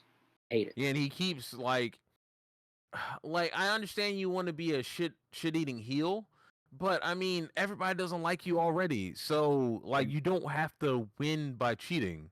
Like you already hate it. Yeah. Like win by being better. You know. How many more times do I have to watch a match where he takes a pair of brass knuckles and punches somebody? Yeah, I mean, exactly. dear God, always the same ending. Some random YouTuber or some social media influencer that I've never heard about and don't give a shit about comes out of the crowd, gives him the brass knuckles, Logan Paul punches somebody, he wins dirty, and that's it. It's the same damn thing every time, and it's stupid. Yeah, get a different match. Have a different finish. You know, get a different match or get off the card. And I'm pretty sure, like AJ's fine with it, but we as fans aren't fine with it. Like AJ Styles is a pillar to professional wrestling, and he is one of the all-time greats at it. And the fact that he lost to Logan Paul is, in my opinion, it's just disrespectful to who AJ Styles is. I mean, Rey Mysterio lost to Logan Paul. Don't even remind me. That breaks my heart. Yeah. Rey Mysterio is a legend. The Miz lost to Logan Paul. Like, I hate it. Of the people in wrestling, because AJ is a genetic freak, and I mean, not like Scott Steiner, but I mean, he's what in his 50s, and he's still like at a high level. He's like 49 or 47. That's not bad. Styles just said he's gone on the record and said he's not going to do this for many more years. I think we only have Styles for whatever his remaining contract is, and that's it. Yeah, which is fine. He can go through and retire. That's fine. He's done enough. You know, he got to the main roster in WWE from TNA, and he wrestled on New Japan. He has an IWGP championship. Like, you have multiple championships in the WWE. Retire. You don't even need, and he doesn't really need to retire, because all he has to do is just open up a school, and then everybody will flock there. You know, he'll still make money, and then WWE has another talent pool to pull from. You know, I mean, like, you've got the Reality of Wrestling, which is Booker T's brand, and then you've got the Nightmare Family, which those two places, you know, they're going to be pulling from at obviously going around looking at other places and shit like that. I mean, the WWE ID program is actually pretty fucking good, you know. Yeah. So, but so before we get to night 2, figure I'd tell the internet about this post, because I sent this to Jamie. Someone tweeted, it was 2 pictures of Rhea Ripley that says, "If you support her, you're gay." So I said, "Jamie, I guess we're going to Pride." I'll put a fire emoji. Jamie likes her as a wrestler. I like her as a goth dommy mommy that could ruin my life. Yeah, she could ruin your life. Like, please crush me with those thighs. Like, I don't understand why people hate Rhea Ripley so much. I thought you were about to say and I was about to slap you through this laptop. Because the reason why people hate Rhea Ripley so much is just because she's well, she's not even really that tall. She's Australian and she's ripped. Well, she's not really ripped. She's just muscular. Shredded. Yeah, like she's in really good shape, and a lot of women like look at that and be like, "Oh, why do you even like something like that?" I Cole, mean, I got to send you a video of her. She did like, an interview. God, I like somebody who takes care of themselves, who has, and likes to eat healthy and work out. Oh no, like, I mean, damn. yeah. I mean, oh, how dare I? How dare I care about somebody who takes care of themselves? Yeah, and I can also kick your ass in the ring. Literally, I would, if I met her, I would not do anything to piss her off. I would melt. I would just melt. Yeah. I know there's one of the streamers that I follow, she was having a really fun weekend. She ended up meeting Rhea and Rhea picked her up. I'm like, damn, you fucking Speaking of melt, can we segue real quick into something a little bit different for a minute? Sure, yeah. Cole, have you seen the movie Sinners yet? No, I haven't, but I've heard that it's apparently incredible. Yeah. Sir, let me just say that Haley Steinfeld, oh my God. And Josh Allen's a lucky man. That woman. Yeah. Like, I learned that she's 1/8 black, and she harnessed every bit of that with the sass, the southern sass. I'm not gonna say what I want to say because I know there's a certain person that's gonna listen to this and might be upset. So I need to know what you were gonna say, but that could be for later. I'll send you a text message on it. Okay. There were 2 lines in that movie that just, like, you know that gif of that dude, like, where someone's like, the audacity, like the one where it's like, oh yeah. It had me that, but in like an erotic way. There you go, sir. I sent you a text message. Because she was like, she goes, one of the dudes goes up to her to try to stop her from getting to one of Michael B. Jordan's characters, and she goes, "Boy, what the fuck you gonna do to stop me?" Oh no, Damn. Boy, how the fuck you gonna stop me? With this southern accent? Whew. It had me just like, child. And then, you guys have seen the trailers for Sinners, right? Oh yeah. Okay, so you know the part where they're in the they're like in that barn, like dancing and shit, like the party? Yeah. Bro, she gets to his character.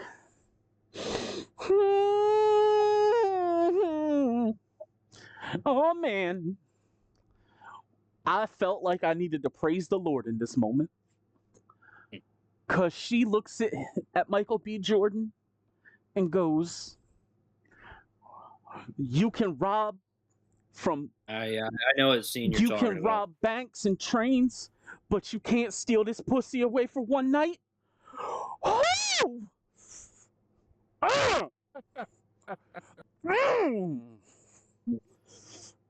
Ma'am, this is a movie theater. The one thing that I wanted to see in the movie, you can't wake me up like this. It got spoiled for me, which I don't really care about. But one of the post-credit scenes for that movie is Robert Johnson, which I think is really cool. That's actually really cool. What is it? Sorry, Cole. Huh? What did you say? I'm sorry. I was laughing at what Jamie just said. Oh, the post-credit scene. Oh yes, absolutely. With it being Robert Johnson, I thought that was really, really cool. I mean, if people don't know who Robert Johnson is, you can look it up. It's a really cool folklore story. I thought that was really cool to add into that movie. Wow, that was sick. Yeah, I'll definitely check it out. I know the folklore story behind it. I just had to talk about that. You do want to see it because that's had something pent up in me for a week now. Yeah, it's on my list of things to see. I'll get around to seeing it. I gotta plan on seeing it next time I get paid. Yeah. All right. Night 2. Oh yeah, night 2. Let's get into it. Yeah. So there was Io Sky, Bianca Belair, and Rhea. Bro, why did night 2 open up equally hot at like the first for night 1? Because you got it. They opened up with a banger, dude. 100%. It was a banger. This match was the tits. Like, I am good. sorry. It's incredible. My goth dominant mommy didn't win, so 0 out of 10. Io Sky needed to stay. She needed to stay the champion. Yeah, which is fine because it's like Bianca's gonna. Too long. True, she hasn't. Bianca's gonna be doing her own thing, and Rhea's probably gonna be doing her own thing too. Yeah. So that's fine because Io can do, Io stuff. You can put that feud to bed and have her move on and do her own new thing, start a new storyline, new feud, and do all that. Mm-hmm. But that was who I wanted to win. I was happy when she won it, to be honest with you. But yeah. Ooh, it was still a great match. Rhea Ripley was incredible. Bianca's incredible as usual. The one thing I saw that makes no sense is that people are saying with Bianca losing, it hurts her credibility and her record at WrestleMania. It's like it was her first loss. It's her first loss at Mania. Yeah. It's not going to hurt her credibility, for God's sake. No. Are you kidding me? Not at all. That's like saying the triple threat match with having Punk and Roman lose, that hurts Roman and Punk's status. Are you kidding me? Like, no, it doesn't hurt their status. Just makes the storyline even better. Yeah. So, no, Bianca is fine. Like, people need to chill. Yeah. Also, side note, do you think they're having a draft this year? I haven't seen anything, but I wouldn't be shocked if they do it. But didn't they just have one not too long ago? I thought it was like in September, October. But, I mean, to be honest with you, man, I kind of wish they would stop with the draft. Yeah. Because it doesn't... You have these moments where it's like, Cody Rhodes has been drafted to Raw. And then a month later down the road, only shows up on SmackDown. And it's like, what are we doing? The whole point of the draft is to make them exclusive to that brand. Mm-hmm. What are we doing here? You know? Do we not know what a draft means? Yeah, I fucking don't know. Like, my God, imagine if the NFL did that. Damn. Travis Hunter goes to the Jacksonville, do what they want to fit. Shows up with the Cowboys. Like, I mean, it's just like, what are we doing? Like, that's not how it works. Yeah. Who you get drafted to is who you play for. Mm-hmm. So I don't know if they're going to do one. I haven't seen anything online, but I hope they don't. To be honest. Yeah. All right. Overall, that movie was good. I liked it. Yeah, I think what I would like for them to do is have like chapters on the after they bring out the live stream. Just have the chapters for the matches and stuff, and I'd go back and rewatch that match. I'd probably rewatch a bunch of these matches. I mean, that's the easiest one to go rewatch. You just hit play on night 2 of WrestleMania, and it's the first one. Yeah, true. Next one was Drew McIntyre versus Damian Priest in a street fight. Yeah, I know you're wasn't a huge fan of this. I'm just a huge fan of Drew because he's kind of a fucking asshole heel, but he's a funny asshole heel because who else is gonna go hit a move on somebody, grab his phone, take a picture saying I'm bored at work too? What the fuck? Like, I like Drew's character right now. It's good, and like you said, he's an asshole, so I like that. But it's like I told you, this match, in my opinion, this could have been saved for Backlash. Yeah, it could have been a pre-show match, to be honest with you. It should have been a pre-show match. The Rey Mysterio match should have been a pre-show match. Mm. This is Drew McIntyre versus Damian Priest, and it's like I told you, this is what wrestling fans call these matches. That's a piss break match. We literally talked about piss break matches. That's when you go take a piss break. That's when you go in the kitchen, get some snacks, get something to drink, or if you gotta go, drop poo, you can do it. UFC fans have piss break fights too, so we feel you. Yeah, like that's the thing. Like that match, in my opinion, I could have cared less who won that match. I didn't see it being at WrestleMania. It's just not important enough.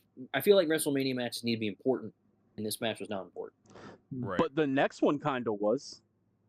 100% was. Bro, and it was a banger, and the this right But- guy won. So Yeah. how the fuck in a Dirty single Dom, night baby. does Dominic Mysterio go from getting booed out of arenas to violently cheered? Yeah.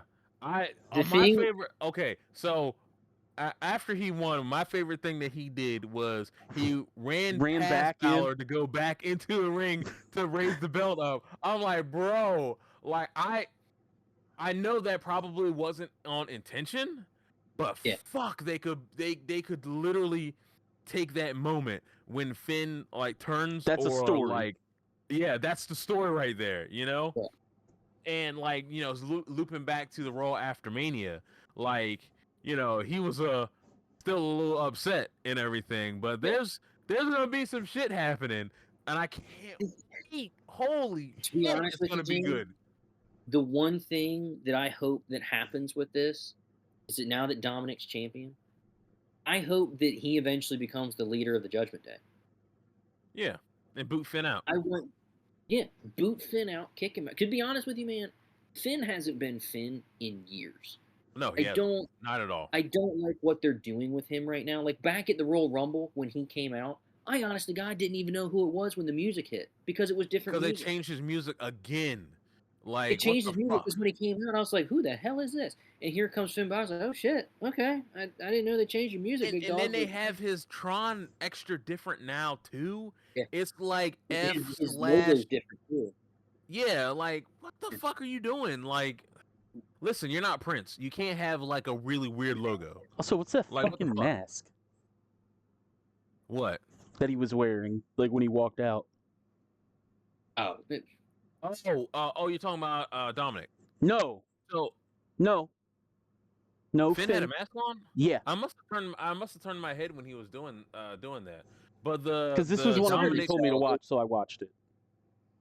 I just want Finn to go back to his old gimmick. I want him to just be the Demon King again. You know, I mean, that was the gimmick that everyone loved. It's the gimmick that worked. You know, it was cool because he was Finn Balor on just the main cable shows, and on special pay-per-views. That's when he brought out the Demon King, and that was cool. So I'd like to see that come back. I mean, I know it's not going to, but No. I'd like to see it come back eventually. But do you guys think this is the man. moment where they just strap rockets to Dominic Mysterio and he goes straight to the moon? Dude, this is. I hope that they take this with Dominic and they just ride with it because he was already being booed out of arenas, and he wasn't being booed out of arenas because he was horrible. He was being booed out of arenas because it was funny. yeah, It's funny as funny shit to to boo boo him. Dominic. And the thing is people hated him because he bagged Rhea Ripley, and then after Rhea Ripley, he bags my future wife, Liv Morgan, and it's just like how does he do it? How does a guy like motherfucker with a mullet do it? That's basically. Yeah, he looks like a Leonard Skinner roadie, and he pulled two of the hottest chicks in the business. And that's what's funny about it is it's just like no one likes him, but he's got it all. He's a champion. Well, they like him now. He's got Liv Morgan around his arm. You know what I'm saying? Like that. You wanted to say on his dick. Ain't a bad trade. Like I was gonna say waste, but it wasn't a bad trade. Like, but I'm honestly I was expecting Finn to win it.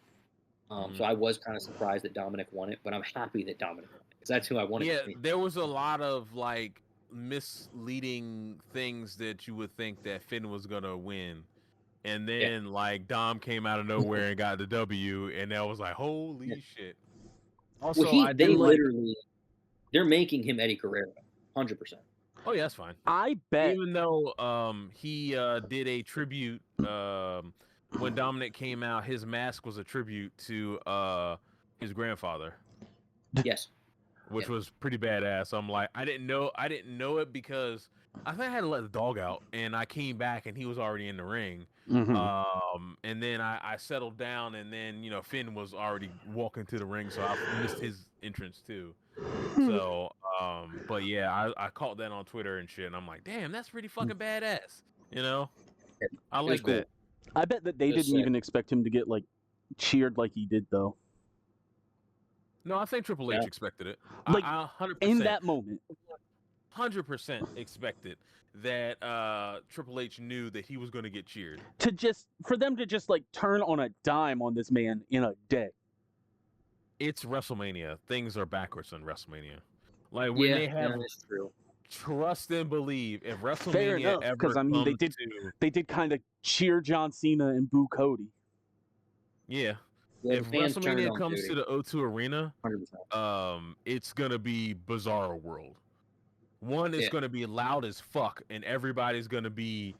It's gonna be 100% nonstop. Everybody's gonna be cheering. Everybody's gonna be booing. 90% of the people are gonna be drunk. Like it's gonna be wild. Like if the wrong person wins, there might be a riot. And that's a shoot. I'm not even lying. I'm not lying because that's how rabid. And for for something as big as WrestleMania to come to the O2 Arena, yes, people are going to be hyped up. It's gonna to the point where the wrestlers aren't probably going to be able to leave the arena because it's going to be that many people outside cheering, like having fun, and that's just night one. What happens on night two? Night two is they're gonna be like, bro, ain't nobody going to work. You might as well just call out of work. Might as well call out. Just call out. Yeah. Take a sick day. Yeah. And then it's gonna be like, bro, you're gonna call out, and then it's the Raw after WrestleMania in O2 is in the UK, right? Yeah. Yeah.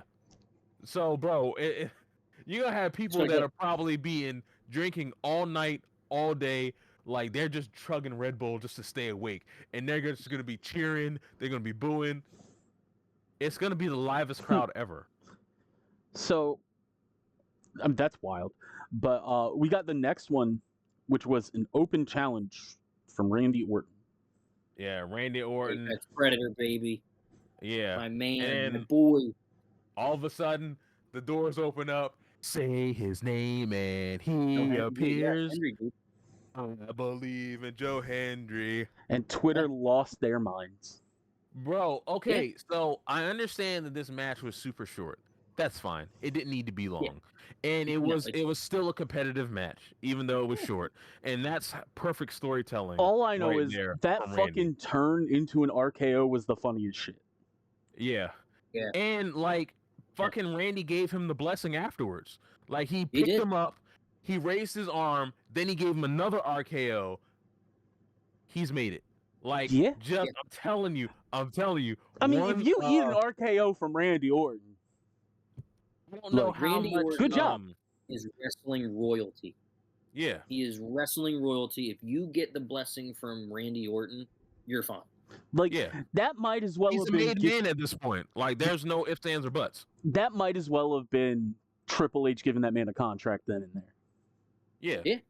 I also heard that Triple H said that, don't worry, you'll be back. You'll be back at another WrestleMania. So that means as soon as his TNA... Yeah, as soon as his TNA contract is up, they scooping him. Oh, fuck. You know what? Let me take 2 steps forward real quick. We're going to go to NXT and talk about that real quick. Because motherfucking Joe Hendry showed up between the Trick and the Oba promo. And he's calling out Oba. I'm like, bro, holy shit. Stop. Pump the brakes just for a second. You just wrestled Randy Orton. Now you're going up against a fucking monster? Holy shit. So we're gonna Joe's gonna be on there a lot more. Yeah, please believe it's gonna be the sense. I mean, it's not just wrestling fans. Everyone is like this, and it does irritate me. Is that when stuff like this happens, people immediately jump to the finish line and just jump to conclusions and overreact. Some people are like, I can't believe that you bring Joe Hendry into WrestleMania and he loses to Randy Orton. Ugh, his career's ruined. It's like, no. I'm like, his career's just that starting. Dude could have lost in 5 seconds, and that's still those 5 seconds elevated him because a squash match would have killed Joe Hendry, but it probably wouldn't have. Honestly, it would have made him better. But no, that's what I'm saying. Even if he just came in there to lose, he's in front of more people than he's ever been in front of. It was 72,000 people, something like that. And the then, largest crowd he's ever then social media seeing it with the largest outreach he's ever had. millions of people online, people talking on Twitter. His Like, name is out it there. could have been a you know? total squash. Like, could have been ring, ring, ring, boom, 1, 2, 3. He still would be bigger than he was coming in. Mhm. Yeah. It was He's a fine. no-lose situation for that man. Honestly, Yeah. to be to be honest with you, I think like once Joe gets a contract to be in the WWE, I think there's gonna be a ready-made feud with him and Kevin Owens because he took his Oh, spot. How clean is that? Like that would be this good. is a fucking 4D chess right here. Like We because need you'll have Joe come in, he'll have like a program with somebody for a little bit, then he'll have like a half a program, and then fucking Kevin Owens comes in, attacks him, and then he cuts a promo afterwards. He's saying, "You took my spot at WrestleMania 41, bro." How clean is that? That's a ready-made feud.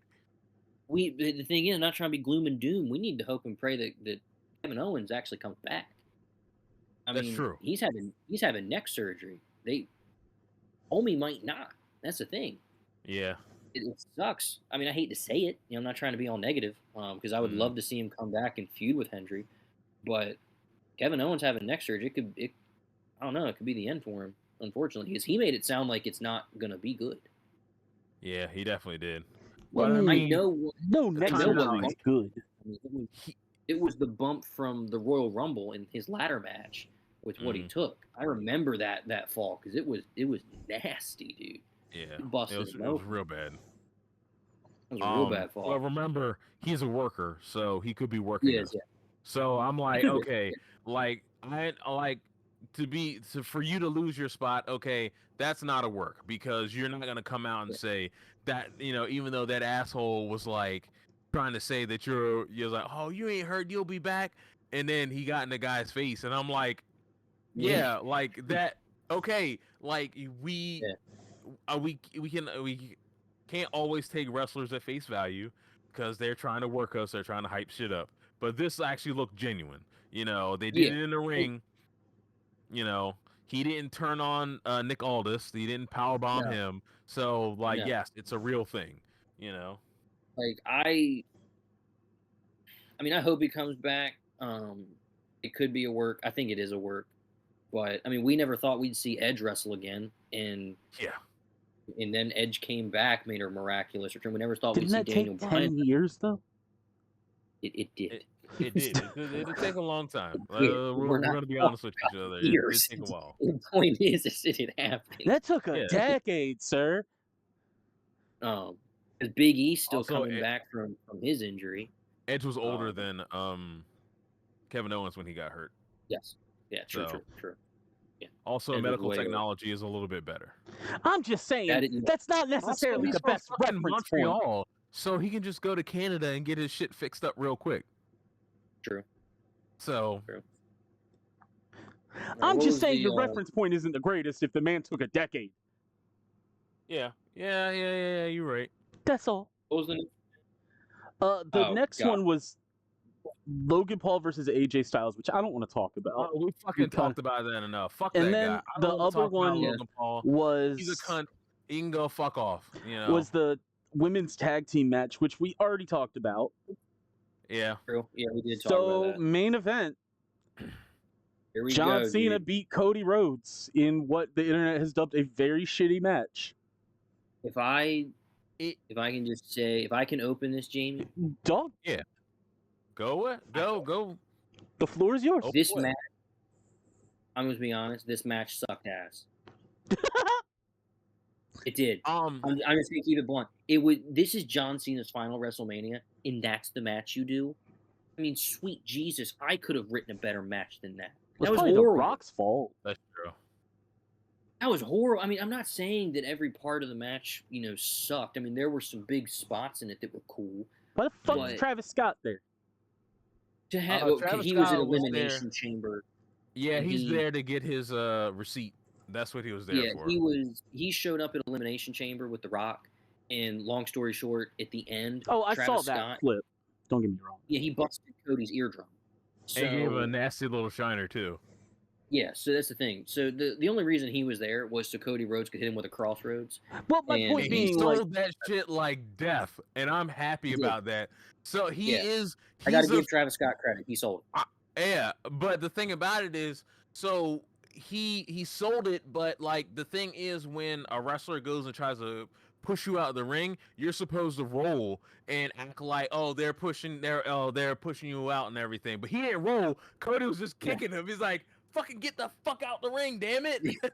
He's like, get out of the ring. This is not your time. This is my moment.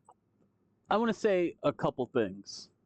Also, hold on, before you say your couple of things, I hope that Cody takes some time off. That's all I'm asking for. Let Cena have whatever shine he has. Let Cody just take some time off, rehab some stuff, do whatever he has to do, and then come back like after Backlash. It makes more sense. You know what I mean? Okay. It gives him like 2 weeks off. Yeah. You know? Yeah. The Rock kind of fucked this over. He did. He 100% did. But also, if you look at it from like a storytelling standpoint, Cody kind of lost in the same way that he won last year. Like, he won through a distraction of revenge. He lost revenge. Right. Yeah. I mean, he got beat played Roman in the same way he played. Yeah, I mean, he beat Roman because Roman was distracted by Seth Rollins. Roman that's what I'm decided to saying. take the chair to Seth Rollins back to get payback for the Shield, and then that's how Cody hit him with a crossroads and took the title from Roman. So yeah, I mean, you're 100% right. And it's what cost him against John Cena. Mm-hmm. The only thing that I hate is that this, again, it's John Cena's final WrestleMania. It's the main event. It's the very last card of Mania 40, or the last match of Mania 41. And out of everything that could have taken Cody Rhodes out, you're going to have one title shot to the forehead be the thing that takes him out? Like, brother in Christ. It did seem kind of anticlimactic. It's incredible. Like, you just had multiple attitude adjustments, multiple crossroads, Cody cutters, all that crap. And you're off the top rope nonetheless.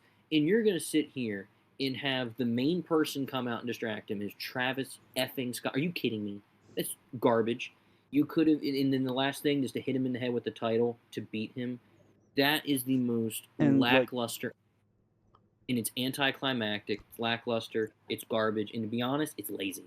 Didn't help that John Cena seemed real slow. Yeah. Well, I think it wasn't the fact that he was really slow. I think he was just selling the fact that he's a heel and he just doesn't want to do anything. Well, no, I wasn't saying that as like he's washed, he's old, get him the fuck out of there. Like, no, like just his movement wise was slow. No, that's what I was building up to. I was saying that he's moving slow because he's robbing the fans of what John Cena used to be. Yeah. You know. Yeah. And it makes sense, and it makes sense in that sense where like, oh, he's just doing like shitty heel things, like he's doing eye pokes and stuff like that, back rakes, all that other shit. But you know, it should have been more. And I think I was talking to my cousin. I think they ended at 10. I think it was like 10:38, 10:39. I'm like, damn guys, y'all could have went a little bit longer. Yeah. Like, I mean, at least go to like 10:50. You know. Yeah, we're pushing 11. Like, push 11. Go a little bit longer. You know, hit a couple more finishers and shit like that. You know. And then Super Cena comes out, or I guess what they didn't want to happen was Super Cena to come out. You know, he wants to rob everybody from doing everything.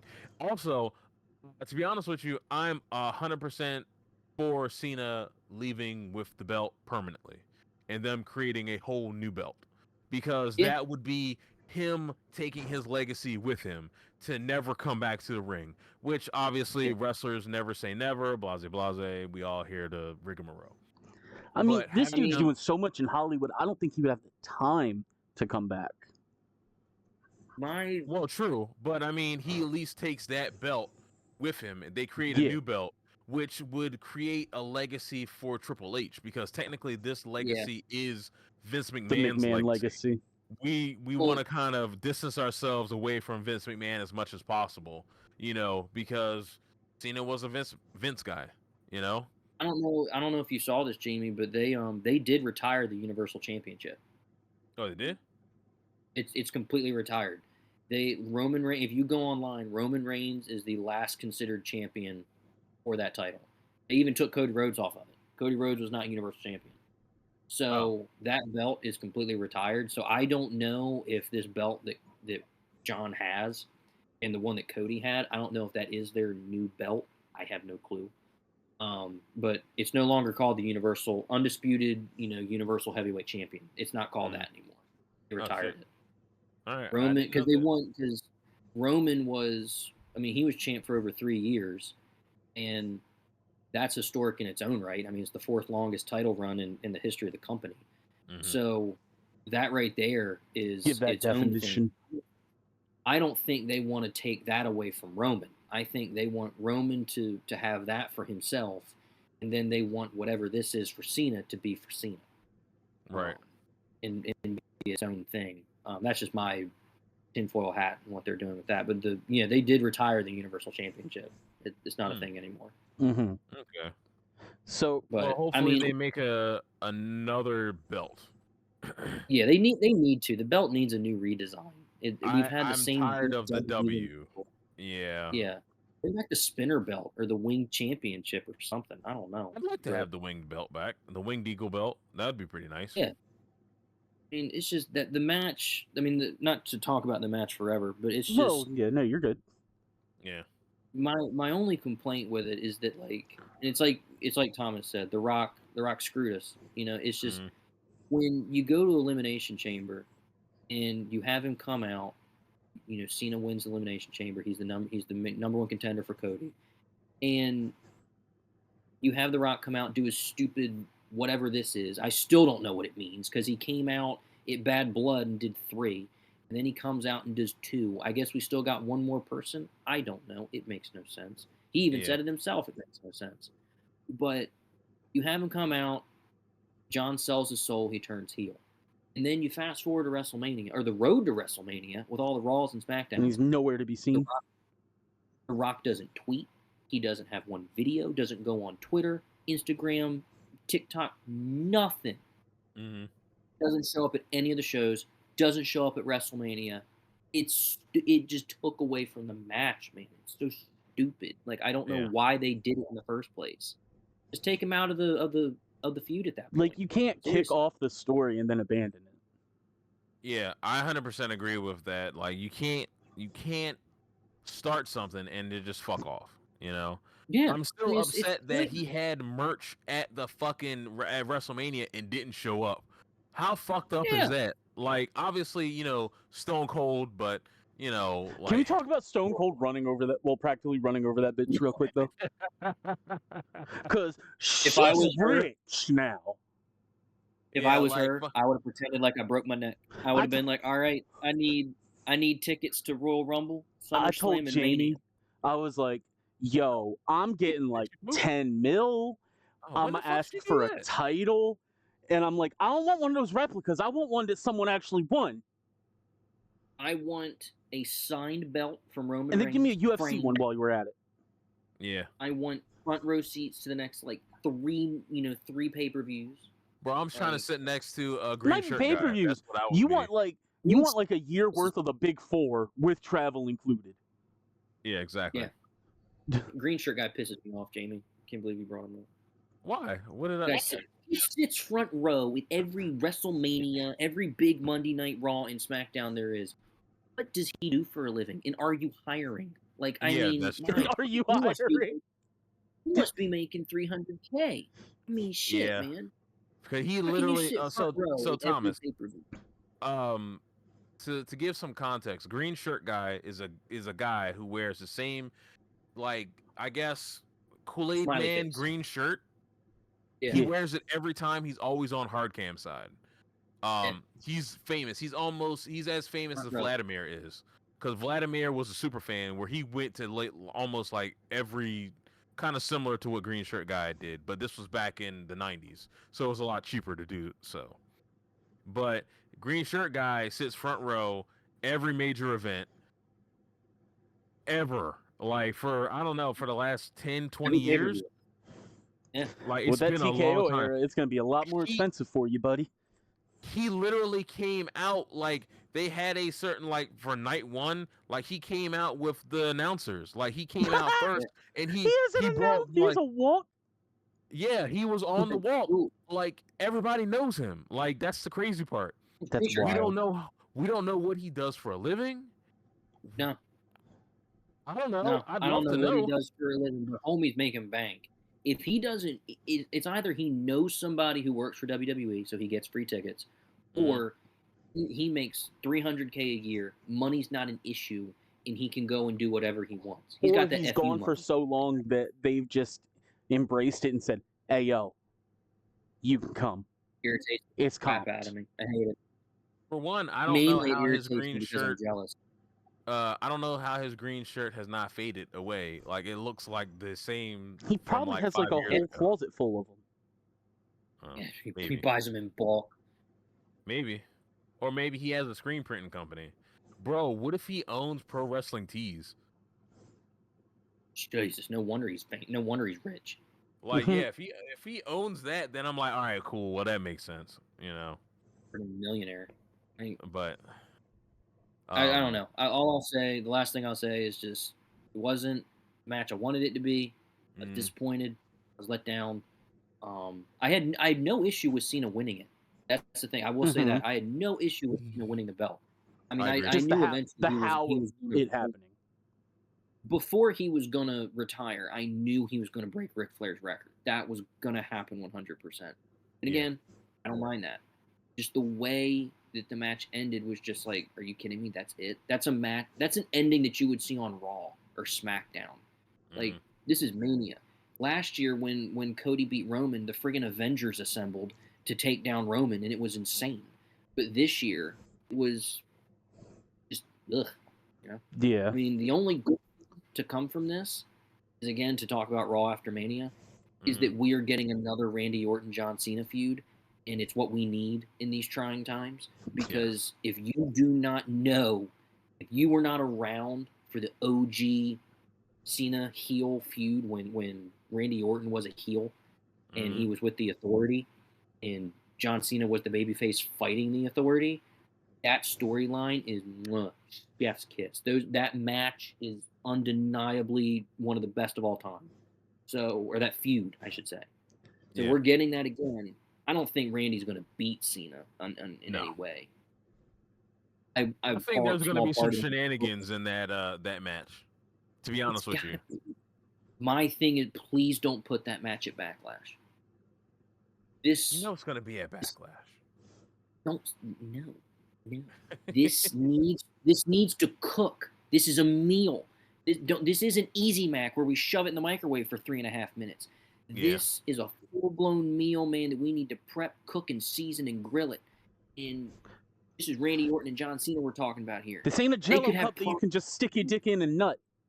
What? Now, I'm not going to go that far. That is... This Cole, is when have you known me to their not go that far, though? Their promo battles would be insane. And I mean, imagine a promo battle where, Cena's the heel. I mean, that's... Well, a babyface Randy Orton against Cena, that's huge. Here's the issue that I have with this. Cena only has, 35 dates left for the year? 27. So he has 27 dates. So how would we build this match? Would it just be Randy talking mostly about it, and then Cena comes out like maybe twice to do something? That's probably going to be his entire reign, dog. Is his opponents building his feud? But here's my thing, though. You take away Randy Orton, right? Take away, say, they do the match at Backlash, Cena wins, whatever. Who else is Cena going to go up against on the roster? Technically, there is nobody else. Like, you... He's not going to go up against Roman. I mean, they've already done that. They've already settled that storyline for good. There's no point of doing Roman Cena But again. Wouldn't you also say that Roman is bigger than a title at this point? Like that. Sort of, kind of. Yeah. I would say That after a the feud title that doesn't he's elevate in right him, now, he elevates a title. yeah, kind of, sort of. But I would say after the feud that he's in right now, he could probably use going after a title. Like, my only thing is that the only other person besides Randy that you could argue that could feud with Cena is now that Seth Rollins is with Paul Heyman. And you could have one more Seth Rollins John Cena feud. And maybe have Evolution 2.0 take the belt from Cena. What about that dude that Jey Uso beat? Gunther? Oh, Gunther? Yeah. No, I don't know exactly, because the storyline that they're building now is that Gunther's going after Pat McAfee. He went after Pat McAfee, and is Pat gonna get choked into the out ring Pat and take a couple of bumps? Like, I don't mind, but it's like he definitely attacked him on Monday and choked his ass out. Well, damn. I'm gonna say, put him in a full chokehold, dude. Like, he 100% did. Then fucking turn purple. As purple as my fucking hat that I'm wearing. He was about to choke out my boy Michael Cole. You know, Pat McAfee did the right thing. He did do the right thing. I thought it was crazy though that Michael Cole looked at Gunther in the eyes and said, "I'm not the one who tapped out." And I was like, "That's Michael." That motherfucker extra bold. I'm like, bitch, I didn't tap out. Michael Cole. Michael Cole had, I don't know if you're a fan of South Park, it was like when Randy had his balls in a wheelbarrow. That was pretty much what Michael Cole looked like. He was just like, "Yo, my nuts are huge, and I got them in a wheelbarrow right now. I'm not the one who tapped out." Like, that is what it looked like for me, because like it was funny. I was like, I can't believe he just said that. Goddamn, Jamie, you were right. We go until midnight. I told you, bro. I told you, motherfucker. So, I think it, from the sound of it and kind of my like watching the like must see moments, it seemed like night one was like real good, then main event. Yep. Then night two was yeah.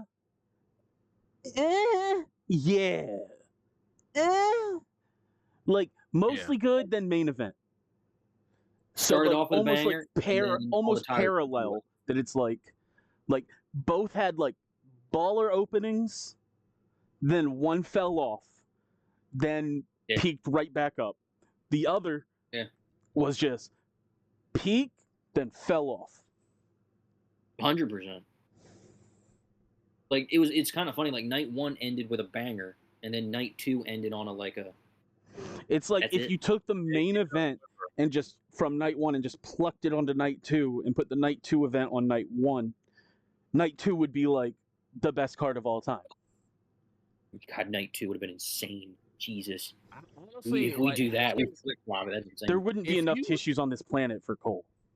Bro, if you took both night one and night two and then just shuffle them around a bit, like night two would literally just blow night one out of the water. Yeah. Like they both have 7 matches, I think.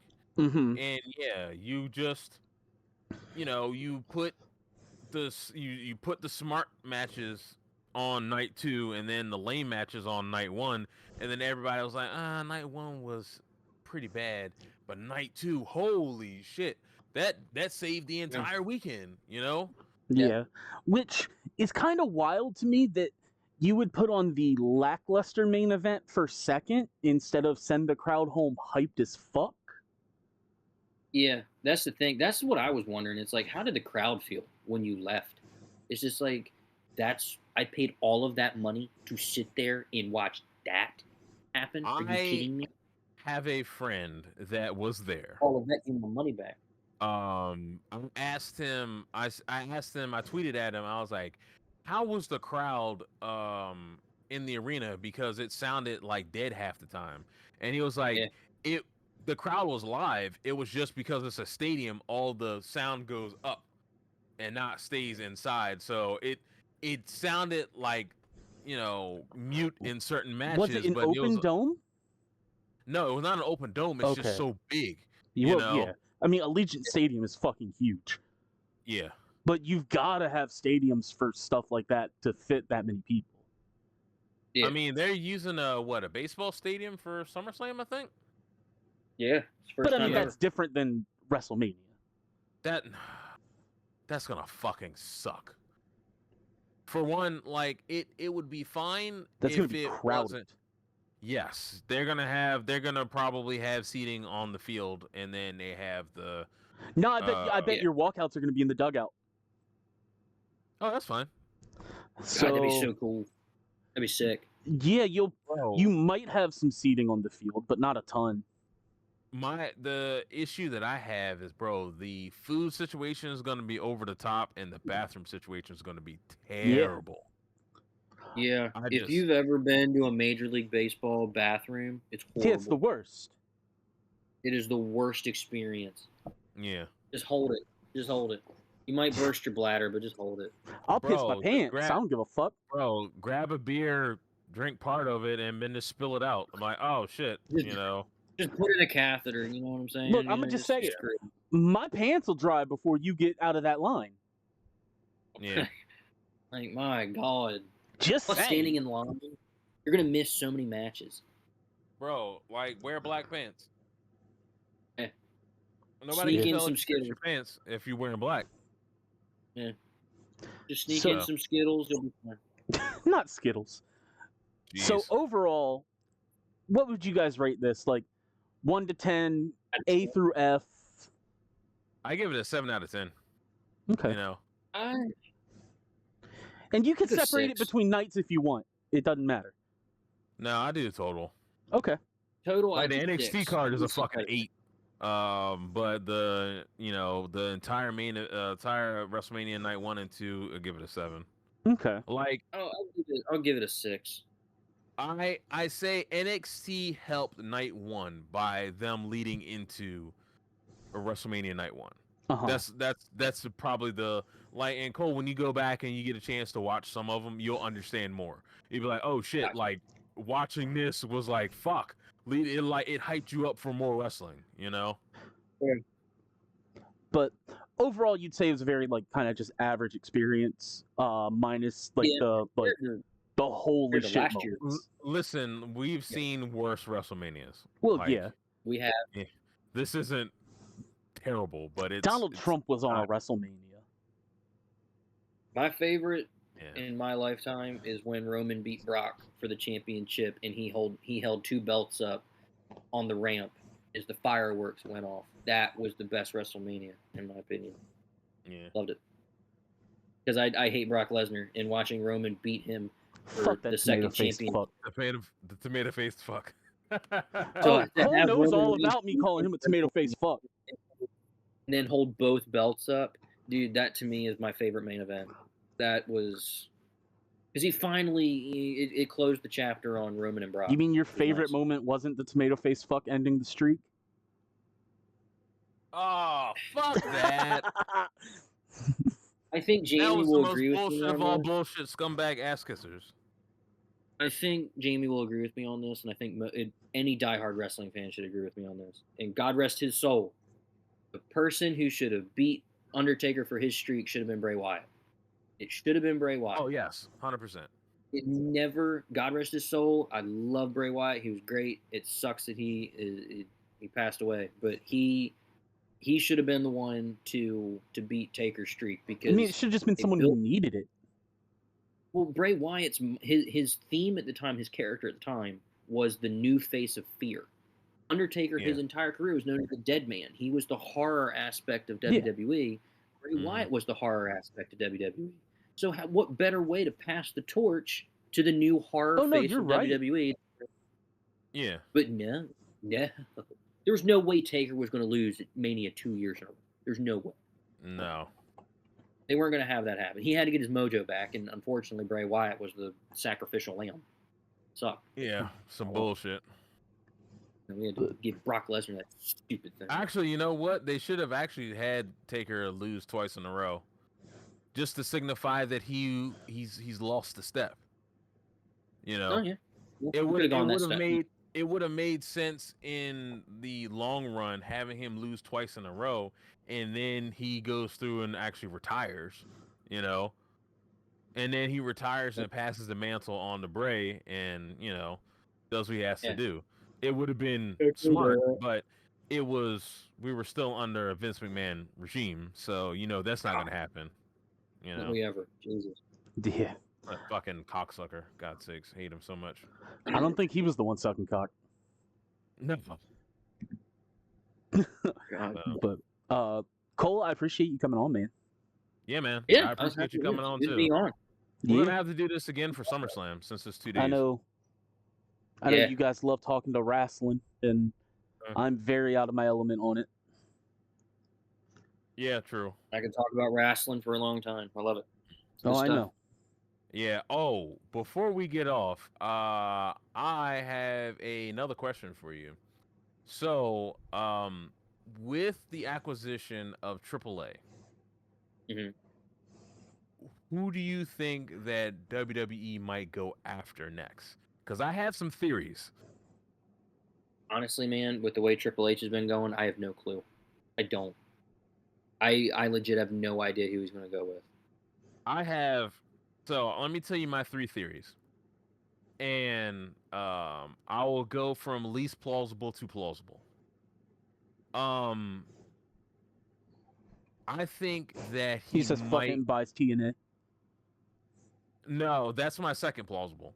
I was joking.